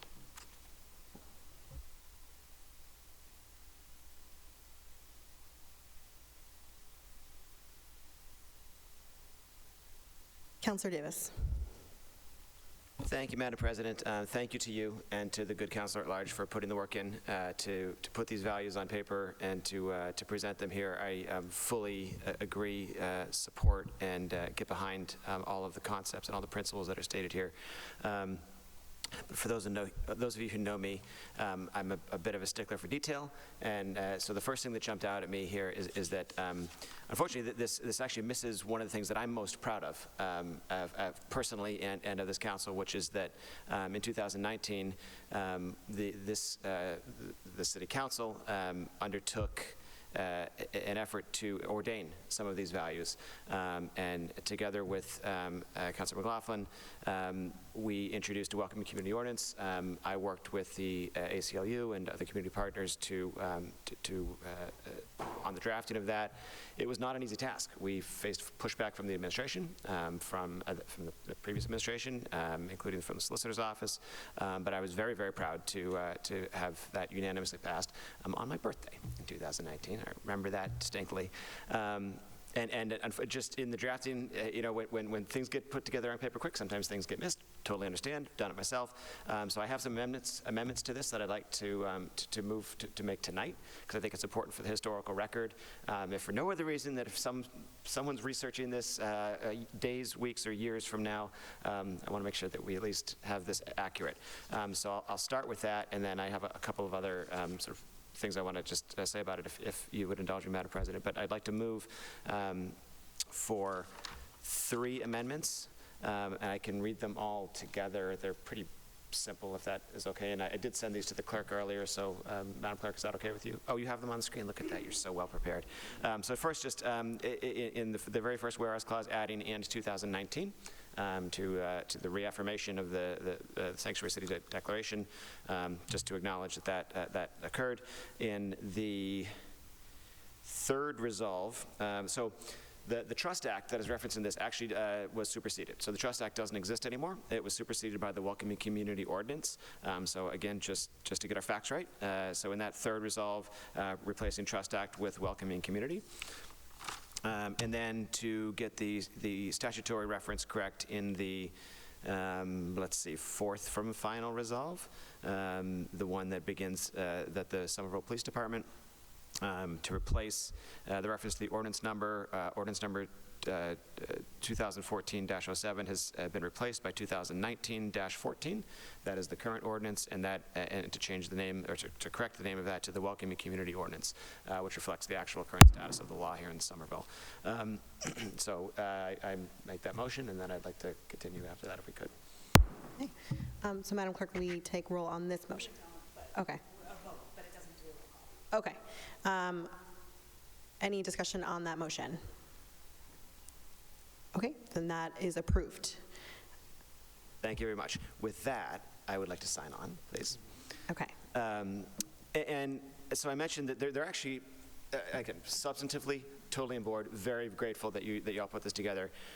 From a drafting standpoint, there's a lot of things that give me a lot of discomfort in this, just because of the way it's worded, and it's worth mentioning because we've had a lot of conversations tonight about interactions with the council and the administration and various departments, and I want to make it, I think it's worth just acknowledging, and I very much appreciate the director being here and already demonstrating that the administration is behind us, is with us on all of these, and I absolutely look forward to working together to do whatever we can from a real substantive, concrete standpoint to bring these words into action, and something that has legal footing behind them.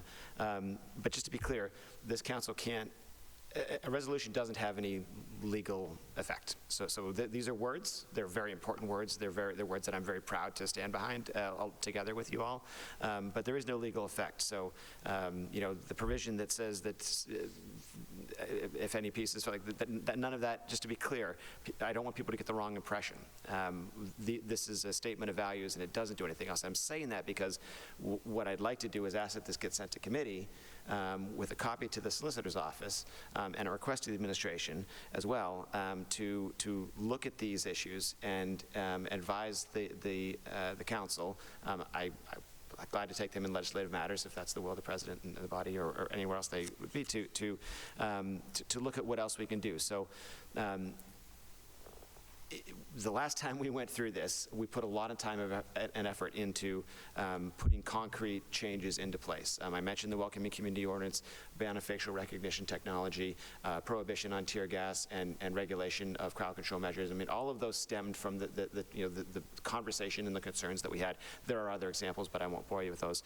But we put a lot of time into actually putting those ordinances on the books and making them the law here in the city, and that's where the real change can happen. I don't know how much left there is that we can actually do, because we've talked about how much our powers are so limited, but if there is anything else that we can do, I'd love to explore that and have that conversation. But to the police department, to the school committee, to the mayor, we understand that we are not here saying that you're going to do something. We don't have that power, but we're just so that there's no, and I say this especially because I know the school committee, we have an elected school committee that oversees the public schools, and so we have to be very careful about maintaining the separation of powers and crossing those lines. So that's my my government structure nerd bit out of the way. But I want to pick up on something, the last piece, to something that the good councilor at large said, which is that he hopes other communities can copy this, and I do hope that they will in spirit, but I more so hope that they'll copy what we've done previously, and to the extent that, so that Welcoming Community Ordinance was at the time and was for many years and may still be the strongest Welcoming Community Ordinance in the Commonwealth. I'm very proud of that fact. I hope that to whatever extent we can take these values and turn them into concrete substantive ordinances, new policies, or whatever else, that other communities will also follow our lead on that, so that we can protect our neighbors to the fullest extent that we're able to. So with that, I request that this be sent to committee. I would suggest legislative matters, but I would be happy to, at the will of the president. Thank you, Councilor. Councilor Klingen's up next. Thank you, Madam President. Through you, I just want to, express my wholehearted support for this, whatever version we're talking about, nerd. I just want to say that, I remember in 2017 working with, the Welcome Project and actually people in this room. I see Alex Peary out there to create like a network of folks through text messages, emails, to alert people when there may be ice in the area, ways that we could protect our residents through back channel activism and such. And those were scary times. And I remember seeing ice waiting in the parking lot of the Somerville courthouse on my way to work. They wait for folks who are coming to court to take them away. Things like that, where we were able to share that information. So I think that beyond what we can do legally, I think, I encourage community members to stand together and band against this type of hate and this type of these actions that are being taken against our community. So I just want to lend my support and say thank you. Councilor Strezzo. Thank you, Madam President. We have our Director of Immigrant Affairs who's raising her hand. If she wishes to speak before me, I am fine to step in line. Director Nagel, would you like to speak? Sure. Thank you, Councilor. Through you, thank you so much, Councilor Strezzo. I just wanted to just briefly warn City Council to just be very careful with the strategies that we might want to share publicly. We want to show support. We want to be very strategic about what we communicate, but we also want to make sure that things that we make public are not then used against our community. So we have to tread with very light footing in these times. Thank you so much. Thank you for the reminder. Councillor Strezzo. Good times. I'm not happy that we have to plan and worry about these things right now. And I am grateful for you, councilors, for putting this forward. And I'm grateful for this body for supporting it, and that this is a true belief system of us in our community. And I've always been proud of our diversity. I've always been proud of the way that we pull together. And I wish to just speak and remind each of us in this room that in these increasingly hard times, that we will have to put our politics aside and really work together, united, and support our constituents as much as we can, and really work together. We have to put the politics aside for this, always, or anytime. That's what I believe. And we will have to act as the strong community that we are. Now is that time. And we have to honor, and I want to remind us of this, that we have to honor that spark of light in each of us and act in love and be driven by the belief in us as a community and the best of us. And I am very much looking forward to seeing the sparks of light in each of us, which I see every day, but just hopefully not, as we get into this dark time, just finding the good in the dark and always looking for that, because this has been a very, very hard week and a half, and for many residents in our community, years, many, many years. And I want to validate that and just remind us that we are stronger together. Thank you. And we have Councillor Said and then Councillor Burnley. Thank you, Madam President. I'm very grateful to Councillor Pineda Neufeld, Councillor Mba, for bringing this resolution forward. Before I say more about the resolution, I will share some things first. I went back and forth about whether I wanted to share this or not. I'll do it because I think it's somewhat relevant here. I'll be honest with you, after I saw the election results, I wasn't ready to confront those feelings again.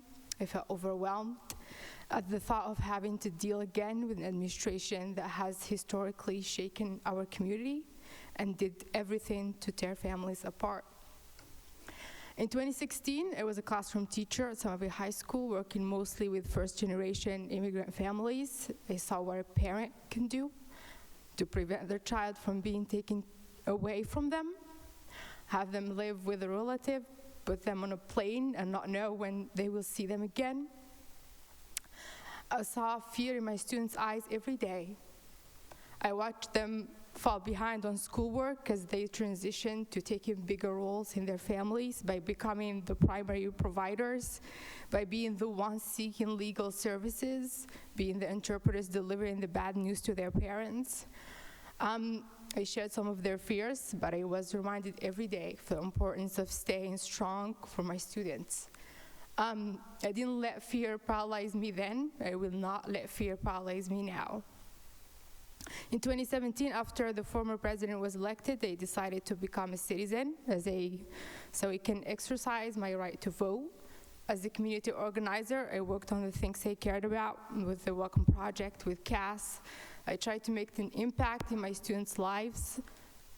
2016 to 2019 were some of the hardest years of my life as a first-generation immigrant who moved here by myself, and also as a public school teacher. They were also some of the best years, trust me. Being part of a community that channeled its anger into action was very inspiring to watch. We created the legacy of resilience and hope that helped us make it through those years. For me, personally, in addition to connecting on a whole different level with my students, their families, my neighbors, that journey allowed for something unexpected to happen. Somerville started to feel like home. For a first-generation immigrant, this is huge. A few years later, neighbor placed trust in me to represent them on the council. For all these reasons, I will always be grateful. I will always believe in our community, and I will always stand up for our community. This resolution in front of us reminds us of our community's values and what our community stands for. It reminds us to do everything in our power to keep the most vulnerable among us safe. At this moment, the stakes are high, and the need for action has never been more urgent. No matter the political landscape, I trust that neighbors will show up for each other. City staff will continue to do everything in their power to offer the services needed, and I know that the administration and my colleagues and I will show the light. We will step up to the situation by bringing the community together and continuing to fight for what is right. I trust that we will not back down until our community is safe. Thank you. Thank you, Councillor. Thank you for sharing. Councillor Burnley. Thank you, through the chair. Firstly, let me just say thank you to my colleagues who brought this forward, and thank you so much, Councillor Said, for sharing your story. It's very powerful, and I'm very grateful to be able to be in your presence right now. You know, I want to echo all the strong sentiments from my colleagues. I very much appreciate Councillor Davis reminding us that Somerville not only supports many of these things, we made them law in as far as we can legally. And you know, I'm not the only one around this horseshoe who has family and connections to the border region, to the U.S.-Mexico border. But because of that connection, I know the fear that's happening in communities like this, all the way to the other side of the country. The children who do not have the privilege of knowing that everyone in their family is documented. They may be, but maybe their parents aren't, or maybe their uncle or caregiver isn't. The fear of our Haitian residents who've experienced months and months of vitriol and disgusting tropes being parroted at the highest levels of government and with the loudest megaphones. I don't want to pretend as though I think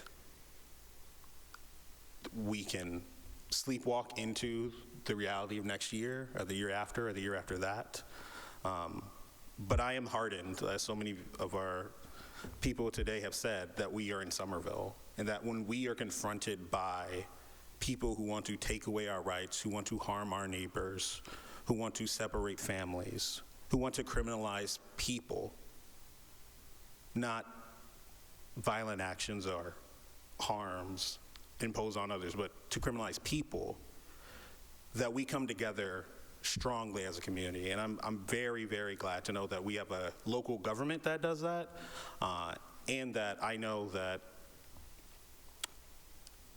the folks around this horseshoe will not only fight within these chambers, but will be in our communities, in the streets, in the homes, talking to people, thinking through how we can best serve our residents moving forward.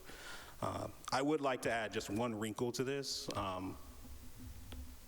because as Councilor Davis said, I think the work on the Welcoming Communities ordinance, which I was not a part of, I think it was fantastic, and in fact, it helped lay the groundwork for me to pass an ordinance 2 years ago to make Somerville a sanctuary city for people receiving gender-affirming health care.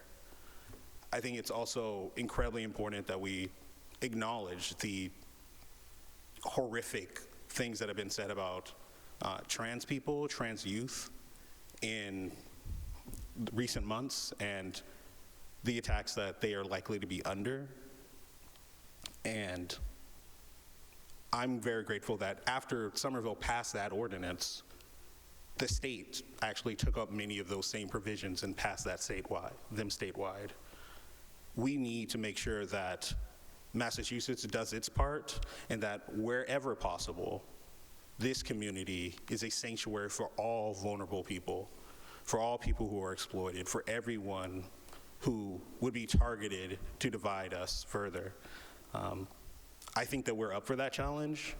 It won't be easy, but I have a lot of faith in my neighbors that they're going to stand up for each other, and I'm happy to be here for that fight. Thank you.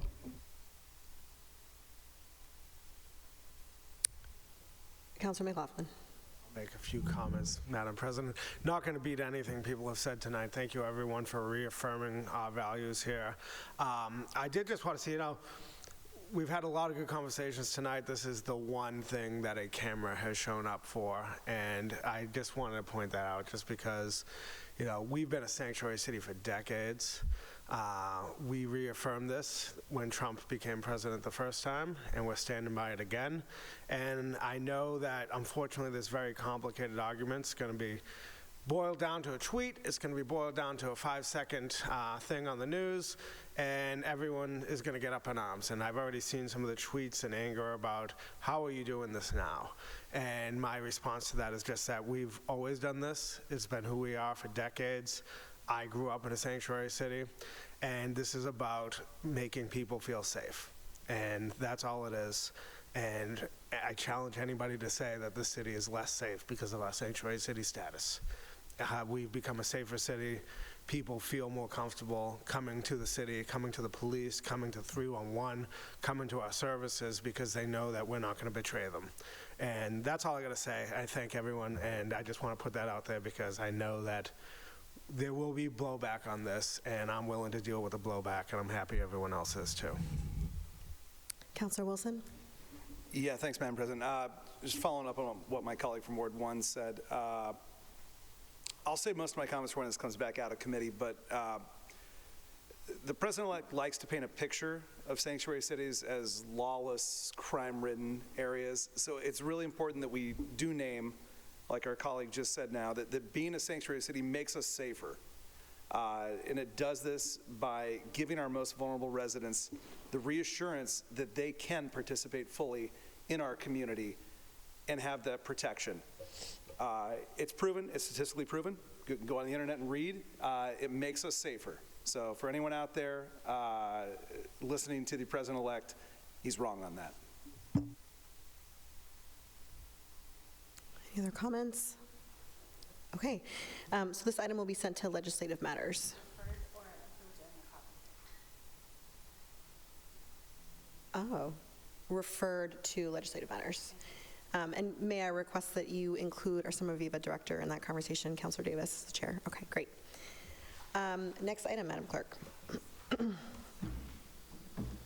next item that's going to be taken out of order is item 10.10. I believe we should take that up with 10.11. Indeed. Let me pull both of those up. Madam President, can we also take 10.7 with these? It's related. Yes, Sure. yes. Item 10.7 is a communication by Councilor Ewan Campen conveying that the administration is hosting a community meeting regarding the Cummings School Overnight Warming Center on Monday, November 18th at 6 p.m. in the Somerville High School cafeteria.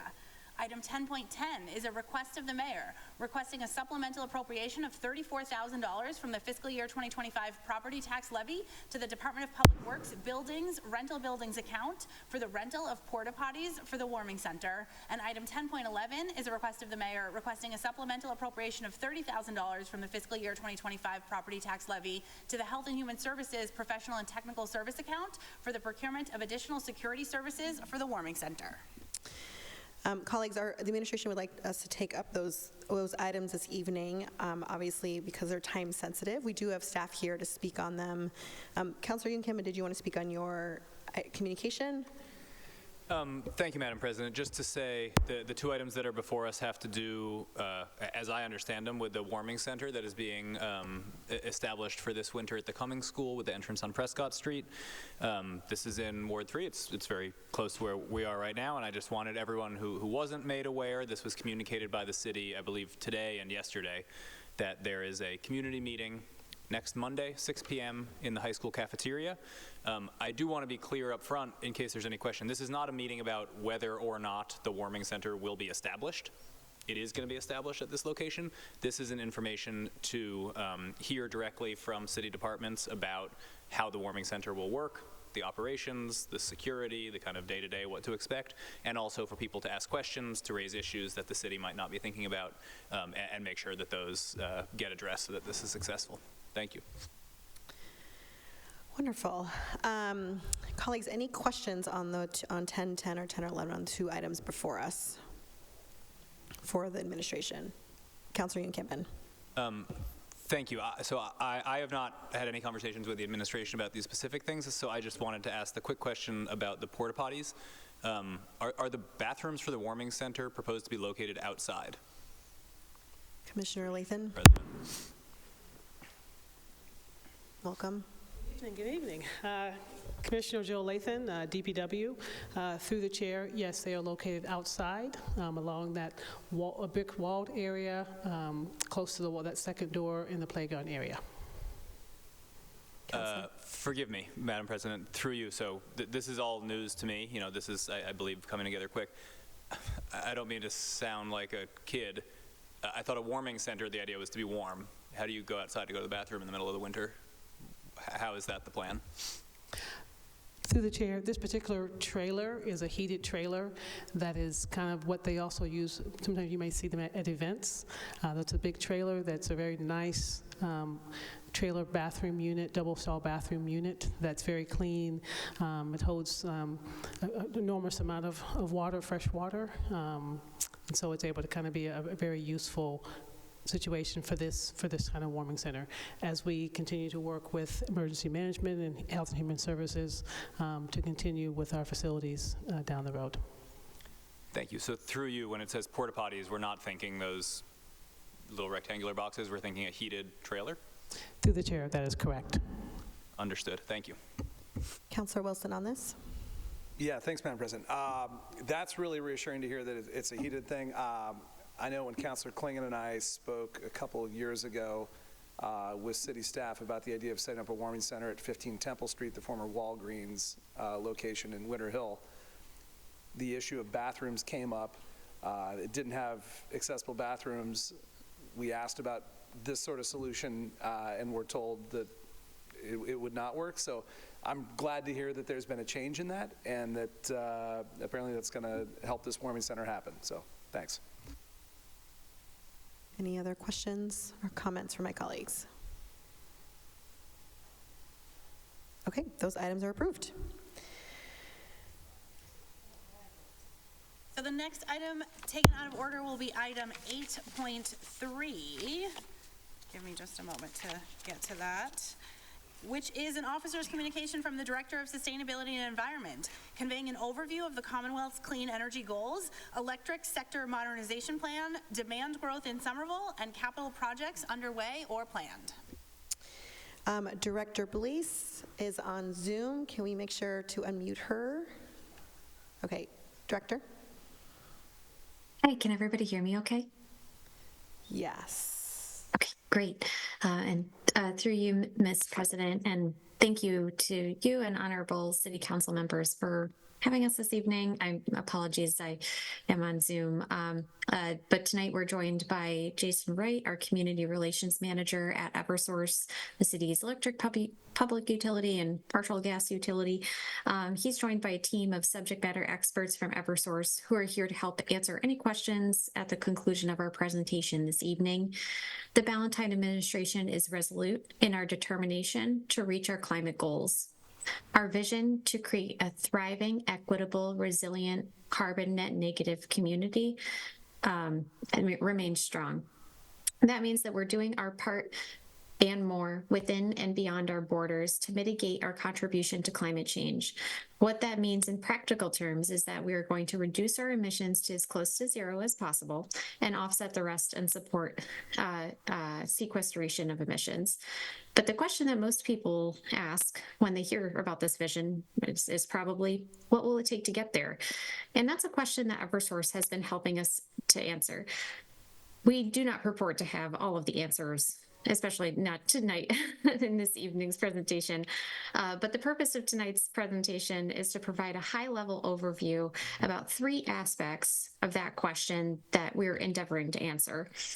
The goal of the presentation is to provide City Council with a foundation of knowledge about what it will take to create a sustainable future that we envision in terms of grid infrastructure needs and decarbonization to inform future conversations about policy, programs, and implementation of this work in the days, weeks, months, years to come.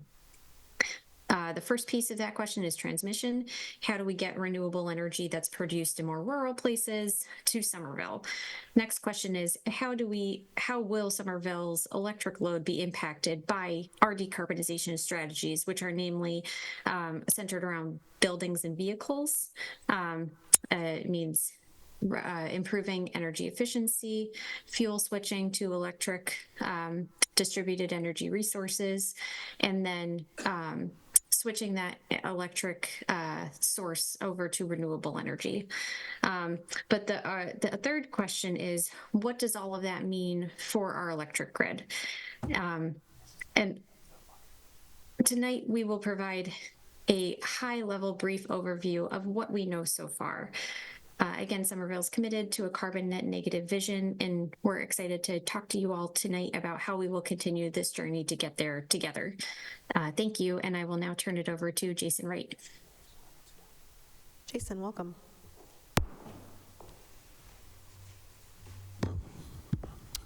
Good evening, councilors. Greatly appreciate your time and attention this evening. As discussed, as introduced, my name is Jason Wright. I'm the Community Relations Specialist for Eversource Energy. I believe there's going to be a presentation as well, if we could project.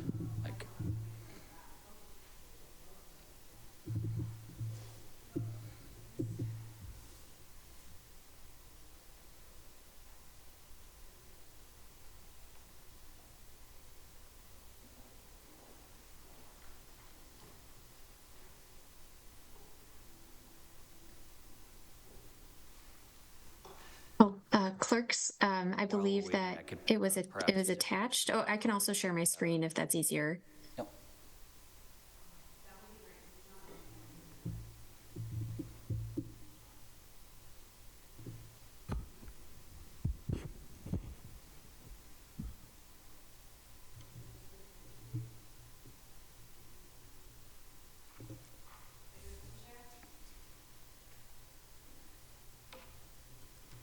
Director Blaze, are you able to share? Oh, yes. Sorry, I didn't hear any direction. Yes.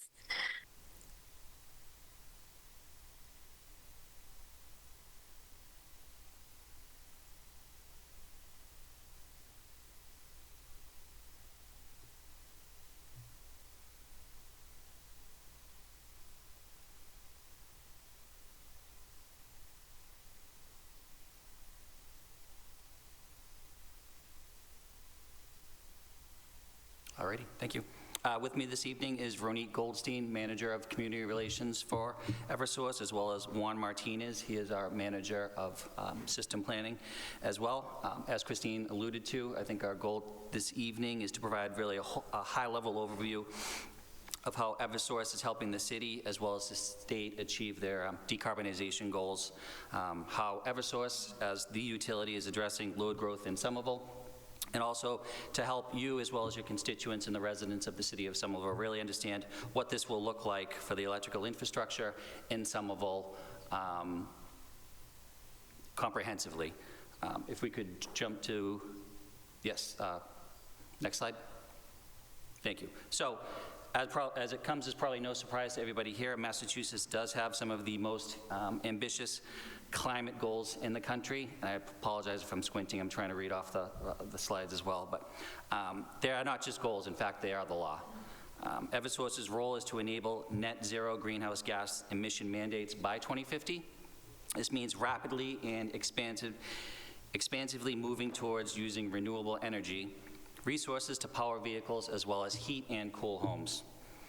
It also requires that each electrical distribution company, National Grid, Eversource as well, to develop what's known as an electric sector modernization plan, and we'll discuss more of that briefly. Next slide, please. So, home of the clean energy future. In the next 10 years, to achieve the state's climate goals, vehicles as well as buildings, heating as well as cooling systems will need to convert from fossil fuels to electric. This will significantly increase the demand for electricity, and as a result, a robust grid upgrade is required to meet these demands. I'll give the council a minute to view this slide, but I did want to point out the bottom column on the orange row. For the average household, replacing fossil fuels with clean energy will increase electrical demand by, on average, of 2 to 3.5%. Our obligation is and always has been to provide safe, reliable, clean energy and power to our customers, your constituents, and the communities that we serve. To meet future demand for clean energy transition, Eversource must add new electrical infrastructure as well as make upgrades to the existing electrical infrastructure and our grid. Next slide, please. So thank you. So that's where our electric sector modernization plan, and I'll refer to it as ESMP going forward just for brevity, comes in. It's really our roadmap, if you will, to get from where we are now to where we need to be. It's our vision, if you will, 2035, 10-year planning horizon. It includes the construction of new substations as well as upgrades to existing substations. Our ESMP presents our comprehensive roadmap to enabling environmental, health, and economic benefits that come with decarbonization for not just Somerville, but for all the communities that we serve throughout our service territory. And if you go back real quick, you can just take a look at the slide itself. You can see where we are, and again, it's a little difficult to see from here, but where we are headed, you can see the front of that. You'll see the solar, the wind, and you'll see that carry to the end of the graph where you'll see the heat pumps and the EVs and whatnot. So that's kind of just a visual to depict where we are and the direction that we're heading in. Next slide, please. So again, the key drivers of this net zeros, as portrayed on this chart, you'll see that it's twofold. It's really transportation, which again is EVs, as well as heating and cooling. Historically, our utility has planned for the highest demand being in the days of being the summertime, when people typically turn on their air conditions, and we see that demand goes up. However, as we shift off of fossil fuels, that system shifts from a summer peak to a winter peaking, and this puts that flip, if you will, into context. That rectangle on the right-hand side gives perspective as to what a gigawatt is. I believe it's about 100 million LED light bulbs. So again, that's just more for context for the council. Next slide, please. So again, this is, if you will, the all-encompassing, throughout the state. It gives you an idea of the magnitude of what it is that we need to cite and accomplish in order to help the state achieve these goals and ambitions. You'll see at the top, it requires new 17 new clean energy hubs, if you will. That's our version of substations, as well as upgrades to 26 over the course of the next 10 years. And if you look at that small blue kind of up to the right of the Boston and Cambridge area, you'll see that for Metro Boston, this means 7 new substations as well as upgrades to 4. Next slide, please. So what's driving this demand? Probably to nobody's surprise, its growth. Capacity relief is needed, again, in areas that are experiencing the largest step load increase. Step load increase, as defined by us, kind of in layman's terms, is a large new customer load, typically the size of a large building or a science complex, or building, excuse me. Capacity relief is needed, obviously, in areas, probably to no one's surprise here, Boynton Yards, we think of Union Square, we think of Assembly Row. That's really what's driving this growth. So before we move on from that, I just want to kind of emphasize it's twofold. In one kind of side of the coin, we have our need to, the law, if you will, to help cities throughout the Commonwealth achieve these ambitious net zero goals. But on the other side of that coin, there's also, it's our job as a utility to, in essence, never say no. We have to plan for and account for and predict the load that's coming in, not just to Somerville, but to surrounding cities and towns. Next slide, please. So as I mentioned earlier, in addition to strengthening the existing grid, we also will have to site, within the next 10 years, a substation. That substation, typically substations are sited, they're not just sited haphazardly, they need to be sited where the load is. So if you take a closer look at the red circle, well, the red rectangles area, if you will, Somerville will be close to or at capacity within the next 10 years. A new distribution bulk substation located east or west of the 93 corridor, that's kind of what separates those two circles, supplied also by underground transmission lines, will be needed to address future growth. The figure here shows the approximate location of where that substation would need to be sited. That new substation in and of itself, again, to level set or for context, will allow for the addition of, or to supply to over 147,000 EVs, but it would also allow for the addition of up to 30,000 residential heat pumps in our service territory, which again is the pinkish red, Somerville as well as Charlestown. Next slide, please. So what does this mean? Probably one of the more important questions is what does this mean specifically for Somerville? What will your constituency, what will our customers see? It's existing work, Prospect Street substation. As I believe many of you may know, there's been activity over there to add to add a new transformer to the existing substation itself. There's distribution work associated with that as well that goes through Somerville as well as Cambridge. In addition to that, we're excited to announce that the Executive Facility Siting Board also recently approved a new substation in Kendall Square in Cambridge. It's called the Greater Energy Cambridge Program. That substation itself will also have distribution lines coming out of it, underground distribution and transmission lines that'll go through Somerville, Cambridge, as well as into Boston.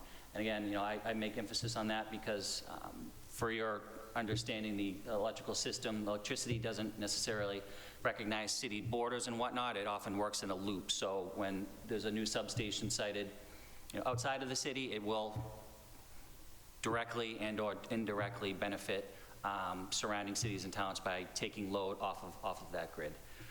Another project that I would like to point out, and we've met with a couple of your colleagues here to begin these discussions, is a new project called the Underground Cable Modernization Program.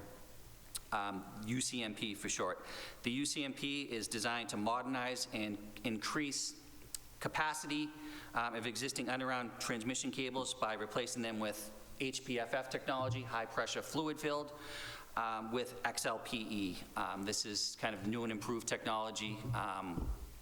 The older technology was really state of art at the time, 40, 50 years ago. This is kind of an upgrade to that effort. I would also point out there are many benefits with this new XLPE technology, inclusive of environmental benefits, reliability, the ease of restoration for when or if there are power outages, and capacity upgrades as well. The lines can distribute or do distribute more energy, which is obviously important for all the aforementioned reasons that we've already discussed. In closing, I know it's important as we move forward towards this clean energy future. we as a company have made an emphasis on establishing a foundation of understanding not only with the electrical grid itself, but as well as the Commonwealth's net zero goals, but also the needs and helping people understand why these upgrades to our electrical grid are needed and why they support both clean energy as well as load growth, again, in Somerville and throughout the Commonwealth. We'll continue to work daily to develop collaboration and trust through continuous outreach. It's one of the reasons we're here this evening, as well as stakeholder engagement, while listening feedback and identifying, not only any community concerns, but also community needs. That being said, I know that was a lot to cover, so I just wanted the council to know, the Eversource team, myself, we're always ready and willing to come before full city council, to come before any and all committees that the council deems fit to provide any periodic updates, quarterly updates, or any update for that matter on progress. More than happy to meet with any of you individually as well for a coffee hour or with any of your constituents. So it's one of the things we wanted to emphasize this evening is it's really an open door. I can provide my information to the councilors that don't have it, but with that being said, I know that was kind of a lot. Certainly happy to answer any questions that you may have. Any questions that we don't necessarily have the answer to this evening, we can follow up through Christine, through the president in writing. So I thank you for your time. Thank you. We have Councilor McLaughlin up first, then Councilor Unkimpin. Thank you, Madam President. Through you, thank you to the representatives from Eversource for being here. I hope you get paid by the hour. And thank you also for meeting with me separately to discuss this item. I know we should take it up in committee because it's very detailed stuff, but I did have a question about slide 10, which we did talk about in a separate meeting. So we have two lines here, the purple line, the green line. Are we doing both of these, and is this decided already? I would say those lines are where the current assets are. There is a procedure that we as a utility have to go through with the EFSB to say, these are where the existing assets are. We meet with various stakeholders and we look at what we call candidate routes. So there's a process, if you think of it, it's kind of big picture, and then we narrow it down. Again, there'll be a primary and there'll be a second route under consideration. That's when we come full bore. We further engage with all impacted stakeholders. Each of those lines will have a score attributed to them, pros and cons, if you will. The Mystic to Somerville line, I believe, timeline-wise, will occur before the Mystic to North Cambridge suite. I would just caution that the survey and the engineering, there's a lot that goes into that. I know previously we supplied the timeline to that, but ideally, or not ideally, but yes, both of these upgrades, Mystic to Somerville and Mystic to North Cambridge, are in the pipeline. Okay, so we're talking about both. I just want to clarify that because the last time we met, there were a number of routes, so we're narrowing it down to two. I think this is important work. It's necessary work. It's going to get done. It's also going to have a serious impact on the neighborhood. Particularly, I see the green line going straight up Broadway, which is most of my neighborhood, and then even the purple line touches into Ward 2 and East Somerville. I think purple is beautiful. I think Charlestown is a wonderful place to do some of this work because there's not many residents in these areas. So I just want to state that for the Director of Economic Development and for the public that, this is something that has to be done. And if we can do it in the least impactful way possible, which is, to me, the Sullivan Square area, as not only for the lines, but also the stations we talked about. I saw one basically in the heart of a very dense neighborhood, and the other in Sullivan Square that no one wants to take credit for Sullivan Square. So it seems like a good place to build. Thank you. Councilor Unkimpin. Thank you, Madam President. Through you, thank you very much to Director Blaze and to the Eversource team. I appreciate the kind of proactive reaching out to us. I have one question. Are there any new substations planned for Somerville in the next decade? Through the President, excuse me, if we could maybe rewind, the only and one, correct, keep me honest here, substation plan for the for the 10-year outlook is in the the Somerville/Charlestown area. Slide 9, correct. Thank you. Councilor Mba. Thank you, Madam President. Through you, I want to thank Gil for being here. Thanks to Director Blaze also for the great work she's doing and being proactive as always. I guess first I would like this to be sent to open space, so we can have a healthy conversation, about it.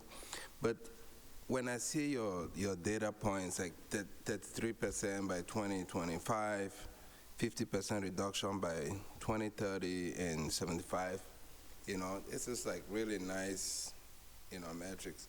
Does this include like our old industrial sites and old residential buildings, or you're just focusing on, like this numbers, these figures?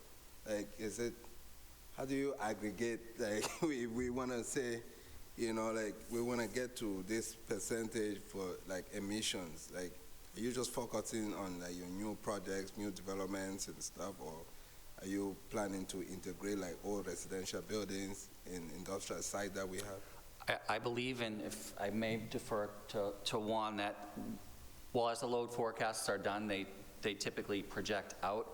So that projection is all-encompassing based on projected trends in residential, EV as well. I know I referenced the two sides of the coin, and this is, it's, I don't want to say it's a loaded question, but there's more to it than simply that I'm explaining. But when our engineers, the individuals who, do all the magic behind the scenes, say this is the growth that we're projecting. It's inclusive of metrics that I can't fully speak to. I don't know if Juan, if you can maybe give that a quick go. I'd appreciate it. Thank you. Good evening. Thank you for having me here. As my colleague mentioned, my name is Juan Martinez. I'm the manager for system planning at Eversource. So the picture you showed earlier, that's the state goal, right?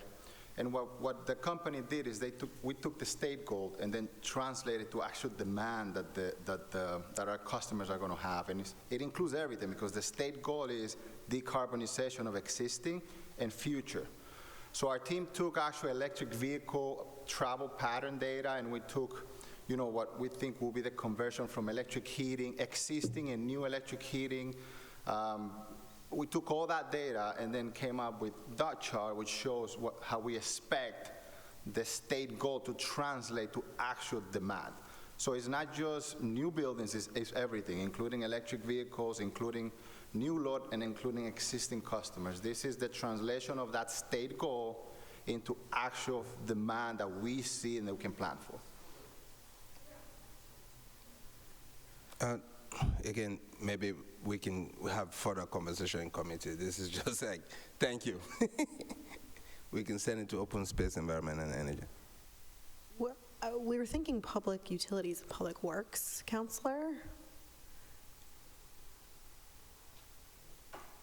This is about, like this, we're talking about decarbonization. I don't know how that fits in public utilities and public works.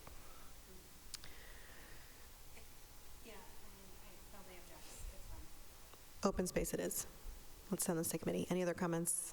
Okay, let's just send to committee. Thank you. Thank you so much for being here.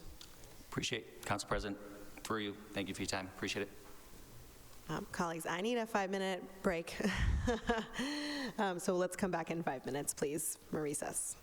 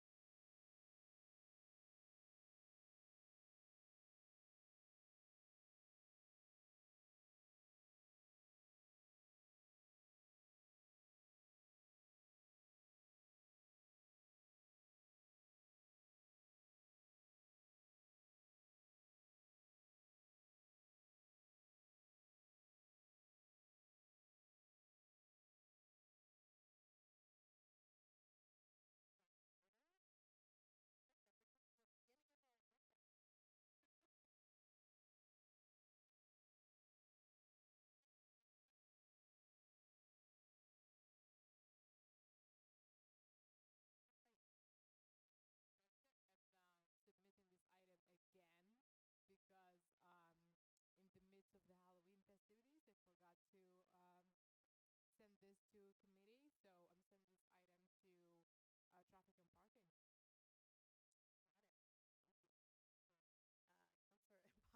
Councilor Impa would like to sign on emphatically.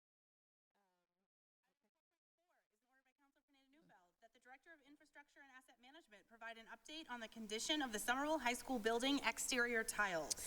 Let's send that to the School Buildings Committee, and Madam Clerk, let's waive the readings of 4.5 to 4.7 and do the same. Item 4.8 is a resolution by Councilor Pineda-Newfeld that the administration provide an update to this council on the citywide parking and curb use report and what recommendations, if any, have been implemented. Councilor Wilson and Impa and Burnley and Klingon and Unkampen and the whole council would like to sign on. Let me explain. There is an item in traffic and parking similar to this. However, that item currently has attached to it language on the Somerville Alliance for Safe Streets recommendations. And so in the Traffic and Parking Committee meeting, it was clear the administration wanted to be able to speak about the study separate from the SAS recommendations. And so this item allows us to do that and to give an update to the full council about the study and what recommendations have been implemented, and then have a separate conversation about the SAS recommendation. So it's a little more procedural item here, but I'd like to have this sent to Traffic and Parking, please. Item 4.9 is a resolution by Councilor Pineda-Newfeld that the administration work to establish a language access ordinance to codify constituents' right to timely, meaningful, and culturally competent language access services. Councilor Imba and Burnley and Said and Wilson would like to sign on, and Councilor Davis, do you mind joining me up here?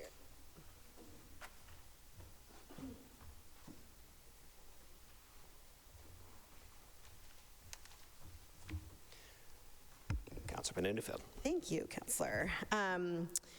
So language access is a incredibly important now more than ever. As I had conversations this week with our Somerville office, coming out of the conversations around the Sanctuary City resolution, we want to codify our commitment to providing information and services and resources and all of the major languages spoken in Somerville.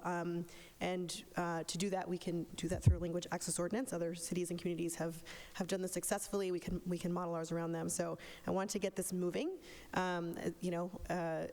as we move into 2025 into the new federal administration. And so can we send this to legislative matters? Councilor Davis? That works with me. I will say, though, that we have a pretty tight packed agenda for the rest of the calendar year, so it might be the next calendar year before we get to it, but true. But we can work on that in committee. Yeah. Legislative matters? Yes. All right. Thank you. So this is approved and sent to legislature. Is there discussion on it? Councilor Burnley? Thank you. Just to briefly add to this, and I'm thankful to my colleague from Ward 6 for bringing it forward.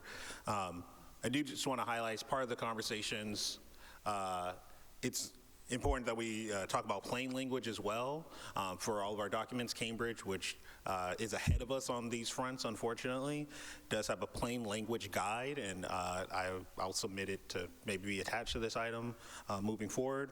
And their website does note that writing in plain language is an important part of language justice. When we use plain language principles to create and format our content, we make our information easier to understand.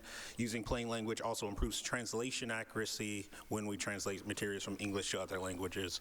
So that's a piece I've always wanted to just make sure we marry together with this ordinance as we draft it. So I want to just state that again on the record. Thank you. Thank you, Councilor. Okay, next item. Item 4.11 is an order by Councilor Unkampen that the Director of Mobility reevaluate and strengthen the no trucks signage at the corner of Warren Avenue and Bow Street in the aftermath of the 18-wheeler that became seriously stuck and blocked traffic on November 10th and 11th, 2024. Councilor Unkampen. Thank you, Madam President. For folks who aren't familiar, Warren Ave is a street that runs basically right before Block Cafe. It goes up towards Prospect Hill. Trucks go up this street constantly, and over the last 8 years, I have spent a really embarrassing amount of time trying to fix that problem. We have gotten signage on multiple different occasions. And yet, last Friday, I was kind of deluged with videos, texts, emails from people who live on Warren Ave. A really, really kind of egregiously large 18-wheeler got trapped at the corner. It was crunched in half like a toy. It damaged a fence, it damaged a tree. It was there for overnight, as far as I could tell. The police were there emptying out the truck so that it was just completely out of control. I don't know exactly what the answer is here. I've been told many times over the years that just having a prohibition on trucks is not legal without some extremely high bar due to the history of kind of wealthy communities blocking trucks from coming in their cities, and then the trucks go in less politically connected cities. So I don't know what the answer is, but I'd like this to go to traffic and parking, because what we have done has maybe improved the situation, but it has not prevented things like this, and understandably the people who live on that street are extremely frustrated. This item sent to traffic and parking. Next item. Item 4.12 is an order by Councilor Ewan Campen that the Director of Engineering update this council on the timeline to straighten the community path crossing of School Street. Councilor Ewan Campen. Thank you, Madam President. Everyone knows, if you're biking, scooting, walking on the community path, when you cross School Street, there's this awful 90-degree turn that has no visibility because of a fence, someone's residence. This council has talked about this issue a lot of different times. We've had committee meetings about it. The issue is that this is land that is owned partially by the Mass DOT, partially by the MBTA, partially by the city. And then there's also the real challenging ADA issues because of the slope. But there is a solution here. We know there is a solution. Myself, and I imagine other colleagues of mine, have talked to the Director of Engineering about what the plan is to actually fix this. My understanding is we need to bring in a consultant to, propose a compliant design here. I put in this order so that we have an item that we can track in real time. This is something I hear about constantly. Anyone who goes through this intersection is just baffled that this is the solution we came up with. So my hope is that we have this item in traffic and parking, and we can kind of stay on top of where are we and actually hiring this consultant and moving this forward. This item sent to traffic and parking. Next item. Item 4.13 is an order by Councilor Ewan Campen that the Director of Mobility install bicycle traffic lights and appropriate yield to pedestrian signage at the intersection of Somerville Ave and Park Street. Councilor Ewan Campen. I was very sorry to hear late last week there was a fairly serious accident. A cyclist, as I understand the basic facts, this is still under investigation, but it was confirmed to me a cyclist ran a red light at high speed and directly hit a pedestrian. Both of them were hospitalized with non-life-threatening injuries, thank God. This is at the intersection of Somerville Ave, right in front of the Cambria Hotel, the wings over Somerville. This is a very important opportunity to remind all of us cyclists yielding to pedestrians is always the #1 priority. I particularly think intersections like this, where it's a T intersection, so if you're going straight, you might think that it's safe to go through on a red light without checking carefully.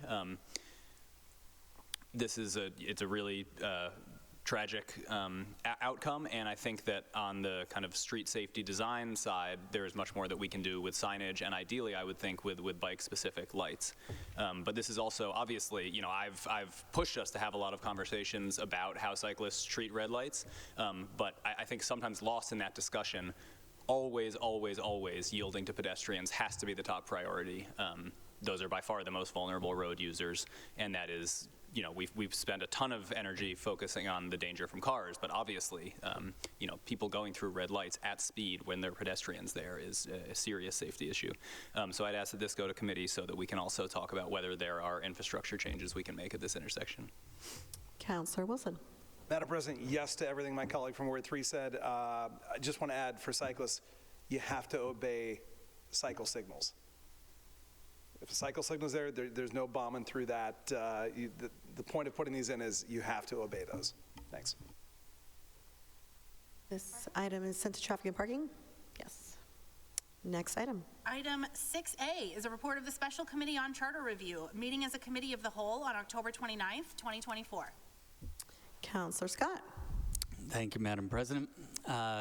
We actually met on 2 nights, but I'm skipping ahead an item here.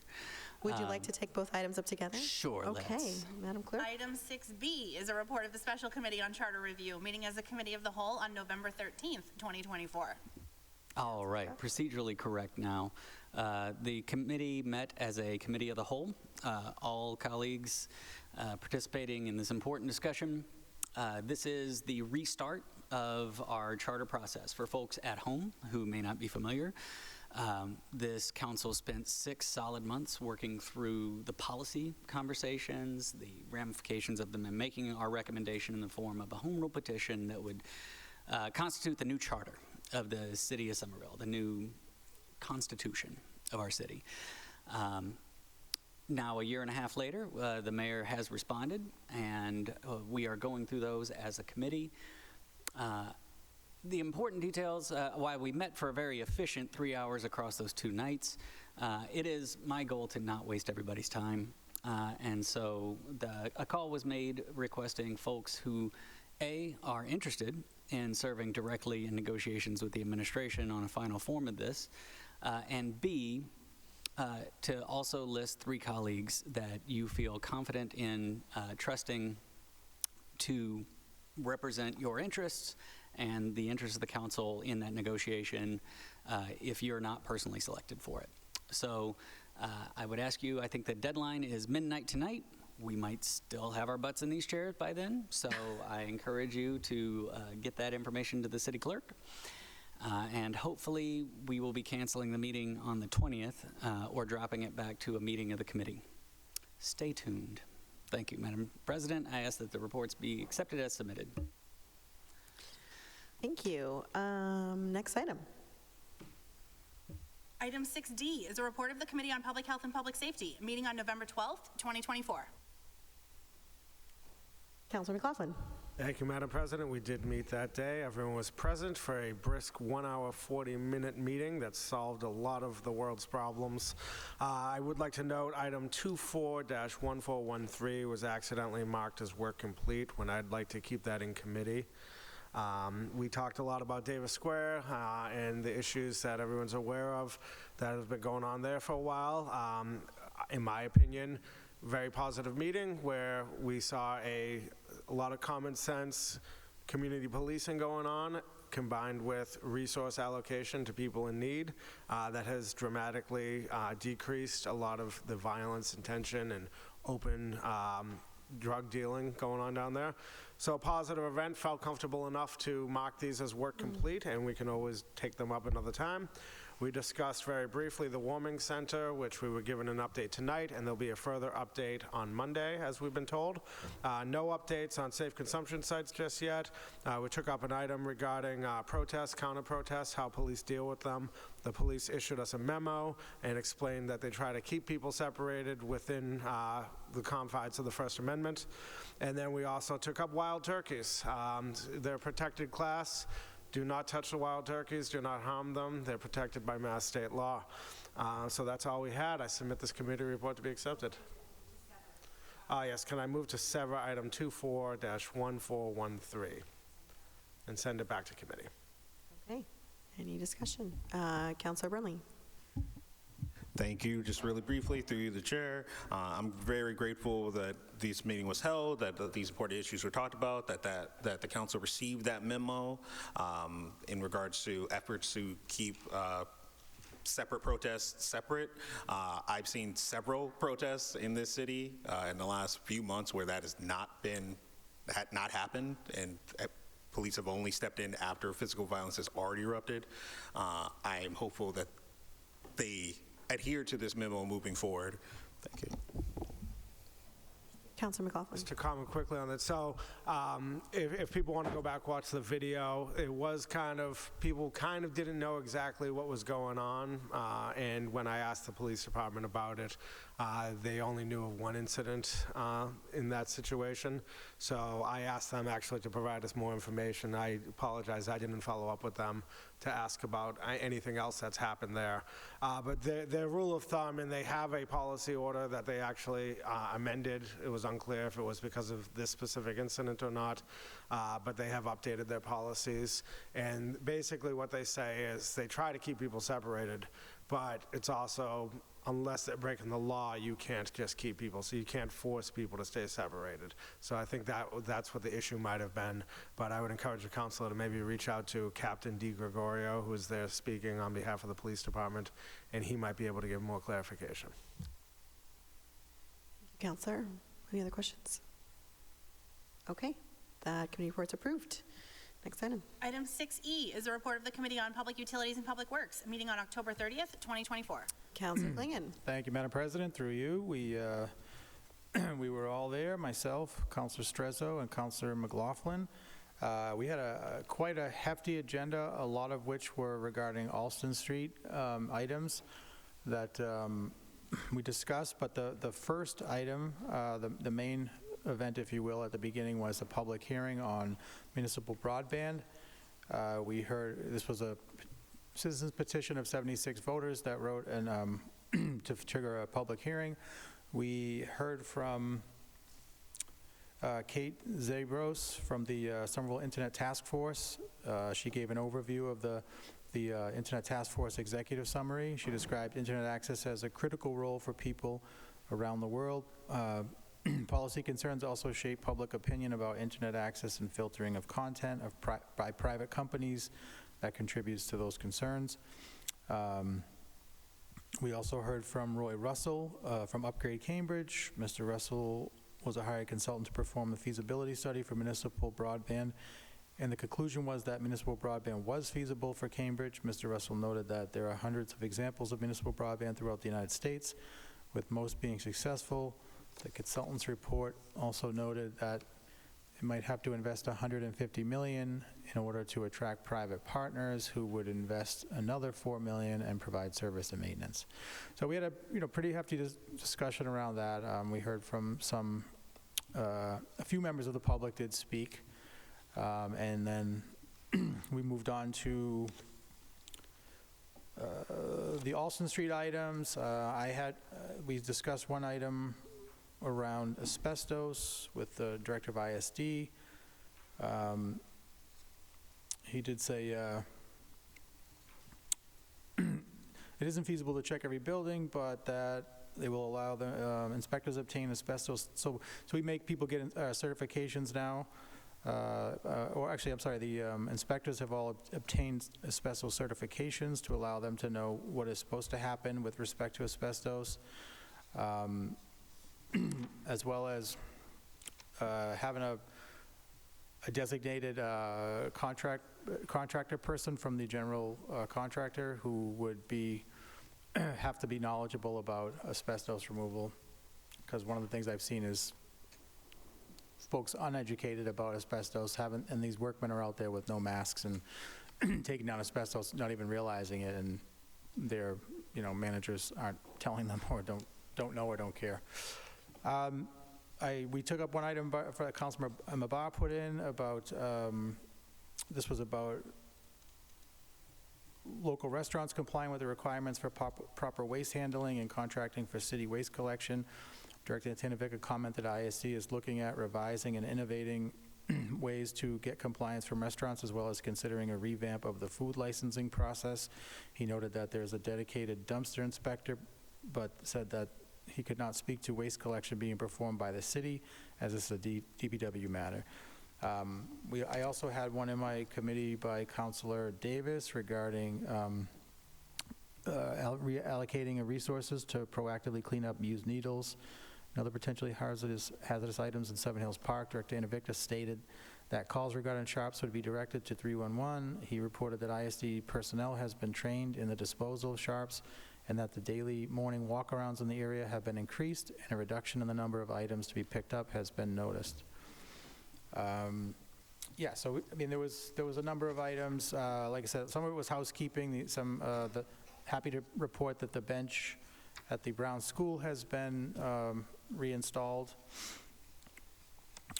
And one of the last things I'll talk about is the idea of having a system whereby a resident puts in a 311 about a downed wire, and the item isn't closed, and they're told, not our problem, contact the utility. I was trying to make it so that that wouldn't be the case. Like maybe we could talk to the community folks, like the gentleman that was just up here from Eversource. Obviously, there continues to be challenges around, you know, who will do that and who holds the information about the different polls and so on. But that's we're going to continue to work with them on that. So anyway, that's it. I ask that this committee report be accepted as submitted. Questions? Okay, that item is approved. Next item. Item 6F is a report of the Committee on School Building Facilities and Maintenance, meeting on October 28th, 2024. Councilor Davis. Thank you, Madam President. The committee did meet on that date. The report is thorough, and we talked about a number of items. The one that I will flag is that in the discussion of an item that related to rats in school buildings and around school buildings, that conversation, during that conversation, the question was raised as what happened to the composting program in the schools that had been initially implemented as a pilot in a couple schools, and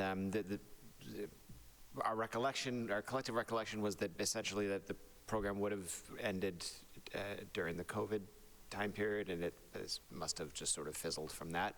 Nothing's happened at this point, so we did put in an order that the Commissioner of Public Works work with the superintendent to come up with a plan to reintroduce composting in schools. We heard from the city's subject matter experts that this is often one of the factors that can help deter rodent activity. There's a little pushback on that within the committee, within the discussion, but we'll leave that. And so I hope that we'll be able to continue that discussion. That is an order that came out of committee, so you'll see that on the agenda this evening. But other than that, the report, I encourage folks to watch the recording or read the report for specific discussion, and I request that the report be accepted as submitted. Report's approved. Next item. Item 6G is a report of the Committee on Traffic and Parking, meeting on November 4th, 2024. Councilor Said. Thank you, Madam President. The Traffic and Parking Committee met on November 4th with all 3 members present. All items were marked as completed, except 3 items that we kept in committee. Bike parking will be installed in Ball Square in front of Neighborhood Produce. In terms of bike parking for large licensed events, Director Rawson relayed this request to the events team. Regarding the update on the current timeline for the Highland redesign project, Director Rawson said that there is no specific timeline on the new version of the investment plan, but looking at the past plan, it states that fiscal year 2026 is allotted for redesign of the Highland Avenue project. We've discussed the speed limit signage update on the community path, and also the signs to switching the sign to no motorized vehicles, including scooters and mopeds. Director Rawson mentioned that the sign changes could occur between now and September 2025, with the final decision on the updates coming from Director Rimfret. Regarding the item related to installing speed bumps and other traffic calming measures on Bonaire Street, the director stated that this location has been added to the city's traffic calming list, and the measures will be implemented in 2025. And the last item we discussed was regarding the 2 last items. One is installing a raised crosswalk at the intersection of Boston and Kidder Ave. That's going to be reviewed by the mobility team. The team will also look into making the sidewalk on Broadway and Boston Ave safer. With that, I ask that this committee report be approved as submitted. Okay, that report is approved. Next item. Item 7.1 is a request of the mayor requesting ordainment of an amendment to Articles 6, 9, and 10 of the zoning ordinance to establish a new research and development zoning district. That item will be sent to land use with a copy sent to the planning board. Item 7.2. Madam President, could I Councilor move? Wilson. Yeah, thanks. Can I move to waive the readings of items 7.2 to 7.14, ask those be sent to finance. Thanks. Those items will be sent to Finance. Item 7.15 is a request of the mayor requesting approval of an exemption for Elise Best as required by MGL Chapter 268A, Section 20D. Any questions on this item, colleagues? Okay, this item's approved. Next item. Item 7.16 is a request of the mayor requesting approval of an exemption for Ingrid Schneider as required by MGL Chapter 268A, Section 20D. Any questions on this item? Okay, this item's approved. Next item. Item 7.17 is a request of the mayor requesting confirmation of the reappointment of Alan Bishop as constable. I move to approve this evening. This is a constable appointment we get every year that we've gotten every year I've been on the council. Not a new constable, just a reappointment. Any objections to that? Okay, this item's approved. Item 7.18 is a communication to the mayor conveying an update on water and sewer rate restructuring. So, Councilor Strezzo, the administration would like to move this to equity because there is an item in equity already around water and sewer rates. Are you open to including this in your next meeting? Okay, so this item will be sent to equity. Item 8.1 is an officer's communication from the Fair Housing Commission conveying the fiscal year 2023 annual report pursuant to Section 17-7 of the Code of Ordinances. Councilor Strezzo, would you like to have this in Housing and Community Development or just placed on file tonight?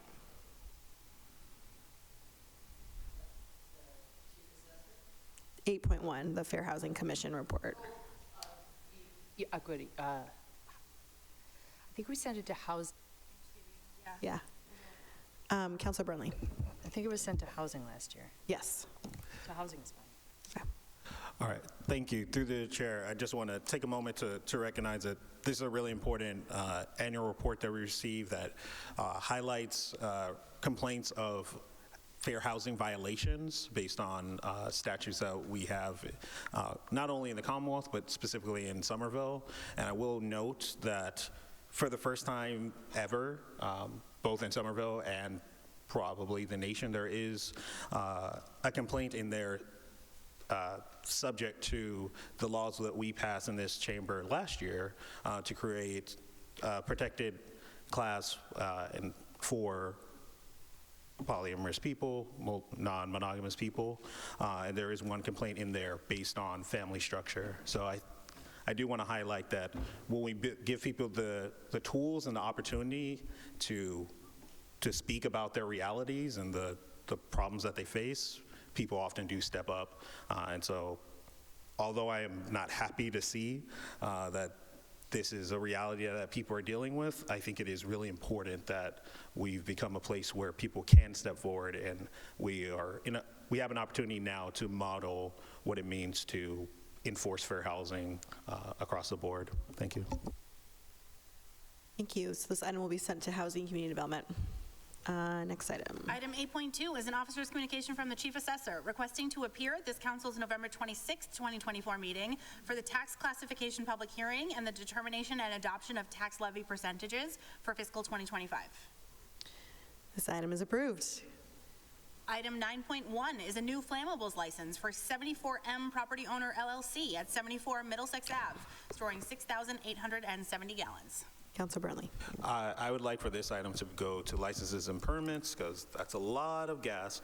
Item will be sent to licenses and permits. The Councilor Burnley. I would ask that 9.2 through 9.11 be waived and are approved, with one highlight that the Somerville Museum will be doing their January 1st flag raising ceremony on January 1st, 8 a.m. to 2:30 p.m. Thank you.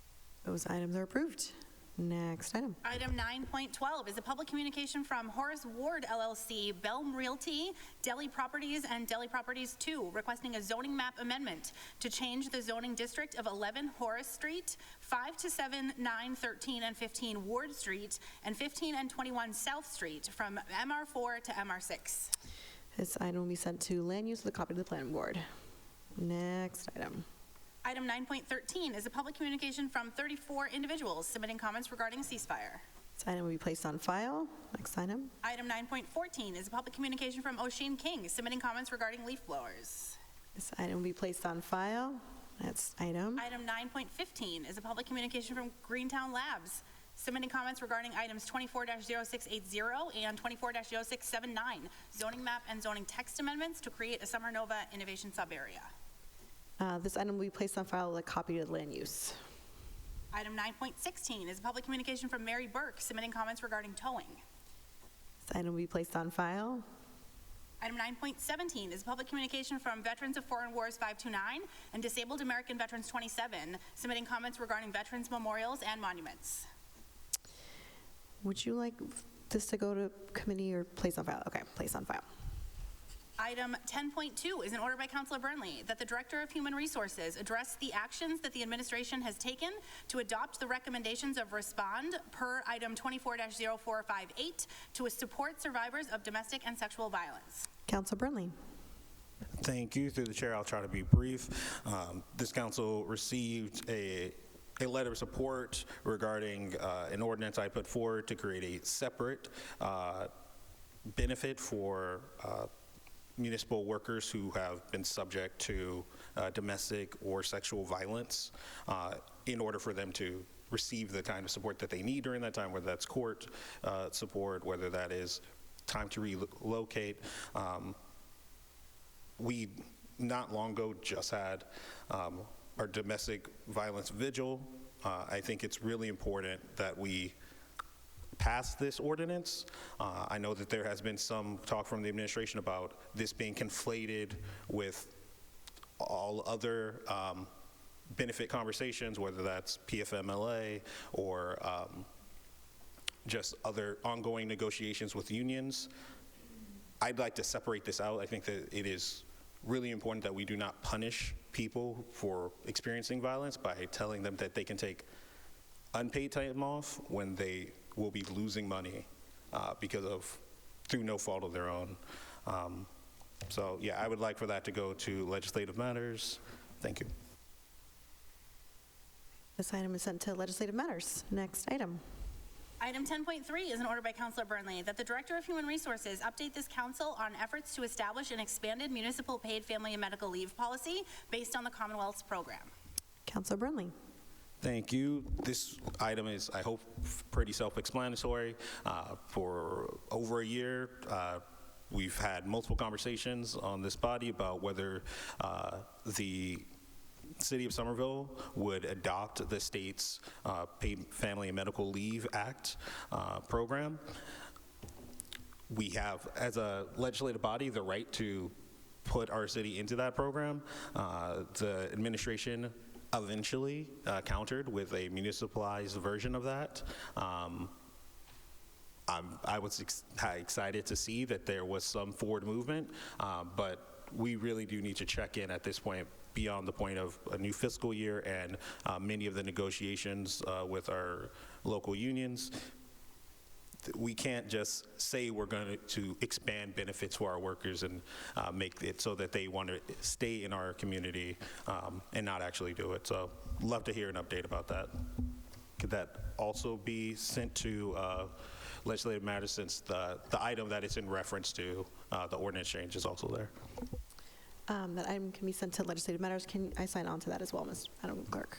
Next item. Item 10.4 is an order by Councilor Burnley that the Director of Racial and Social Justice ensure that the Commission for Persons with Disabilities has an assigned note taker. Councilor Burnley. Thank you. I'm going to be brief again. Without going too deep into this, the Commission has asked several times for a note taker, particularly for the Commission for Persons with Disabilities. It should be very understandable from the city's perspective to provide an accommodation for those members. It is frankly quite baffling that some of these more basic requests from the Commission that deal with accommodations have not been met, or have required council action, or have required council funds to buy, for example, the brailer that we bought years ago and are still leasing rather than actually owning. Let's just finally get these basic functions down so that we can support this commission that is doing such important work. Thank you. Councilors Klingon, Mba, and Said would like to sign on, and Councilor Klingon. Thank you, Madam President. Through you, I want to thank Councilor Burnley for bringing this forward. I've been to those meetings, and I know it's kind of a struggle. Actually, well, I've been on a bunch. Obviously, we've all been on a bunch of different committees, these sort of the commissions or the task forces, whatever, right? So it's always been confusing to me who gets, or who's, when the city staff liaison person is sometimes the note taker, then sometimes like with Wage Theft Advisory Committee, we had to designate somebody a note taker. So I'm not sure what the protocol is, or like how that's figured, like what commission or what task force gets, a liaison that it also takes notes. Versus, having to designate somebody, or in the case of Wage Theft Advisory Committee, I mean, we had no support. It was basically just, we had to figure everything out on our own. And that, so I just want to, I kind of would like to get clarification on that, and in this case, get somebody, whether it's the liaison or somebody else, to assist with taking minutes. Thank you. Okay. This item is approved. You want it sent to committee? What was that? Which committee? Equity. Okay, this item sent to equity. Next item. And the next item is item 10.8, a communication by Councilor Ewan Campen in his capacity as president, canceling the regular meeting of this council scheduled for December 26th, 2024. This item is placed on file. Item 10.9 is an order by Councilor Scott that the Director of Water and Sewer appear before this council to discuss recent extended outages in Ward 2 and mitigation plans for future work. Councilor Scott. Thank you, Madam President. I'd love for this to go to Public Utilities, Public Works. I get nice updates, alerts when there's going to be emergency work happening in the street. Sometimes those alerts happen at the same time as the work is getting started. So I know it's always frustrating for folks to have outages, but it is especially disrupting when those outages stretch for 6 or even more hours past when those are posted. So this has happened a couple times in Ward 2 recently, so I'd love to have a conversation. Thank you. Would you like to send to committee, Councilor? Okay. To Public Utilities and Public Works. The item is sent to Public Utilities and Public Works. Next item. Item 10.12 is a request to the mayor requesting approval of an exemption for Murshid Buembo as required by MGL Chapter 268A, Section 20D. Any questions? That item's approved. Item 10.13 is a public communication from Amy White submitting comments regarding biking infrastructure. That item is placed on file. And there are no further items before this council, Madam President. Any late items, Madam There are no Clerk? late items. No late items. Councilor McLaughlin moves to adjourn. Good night.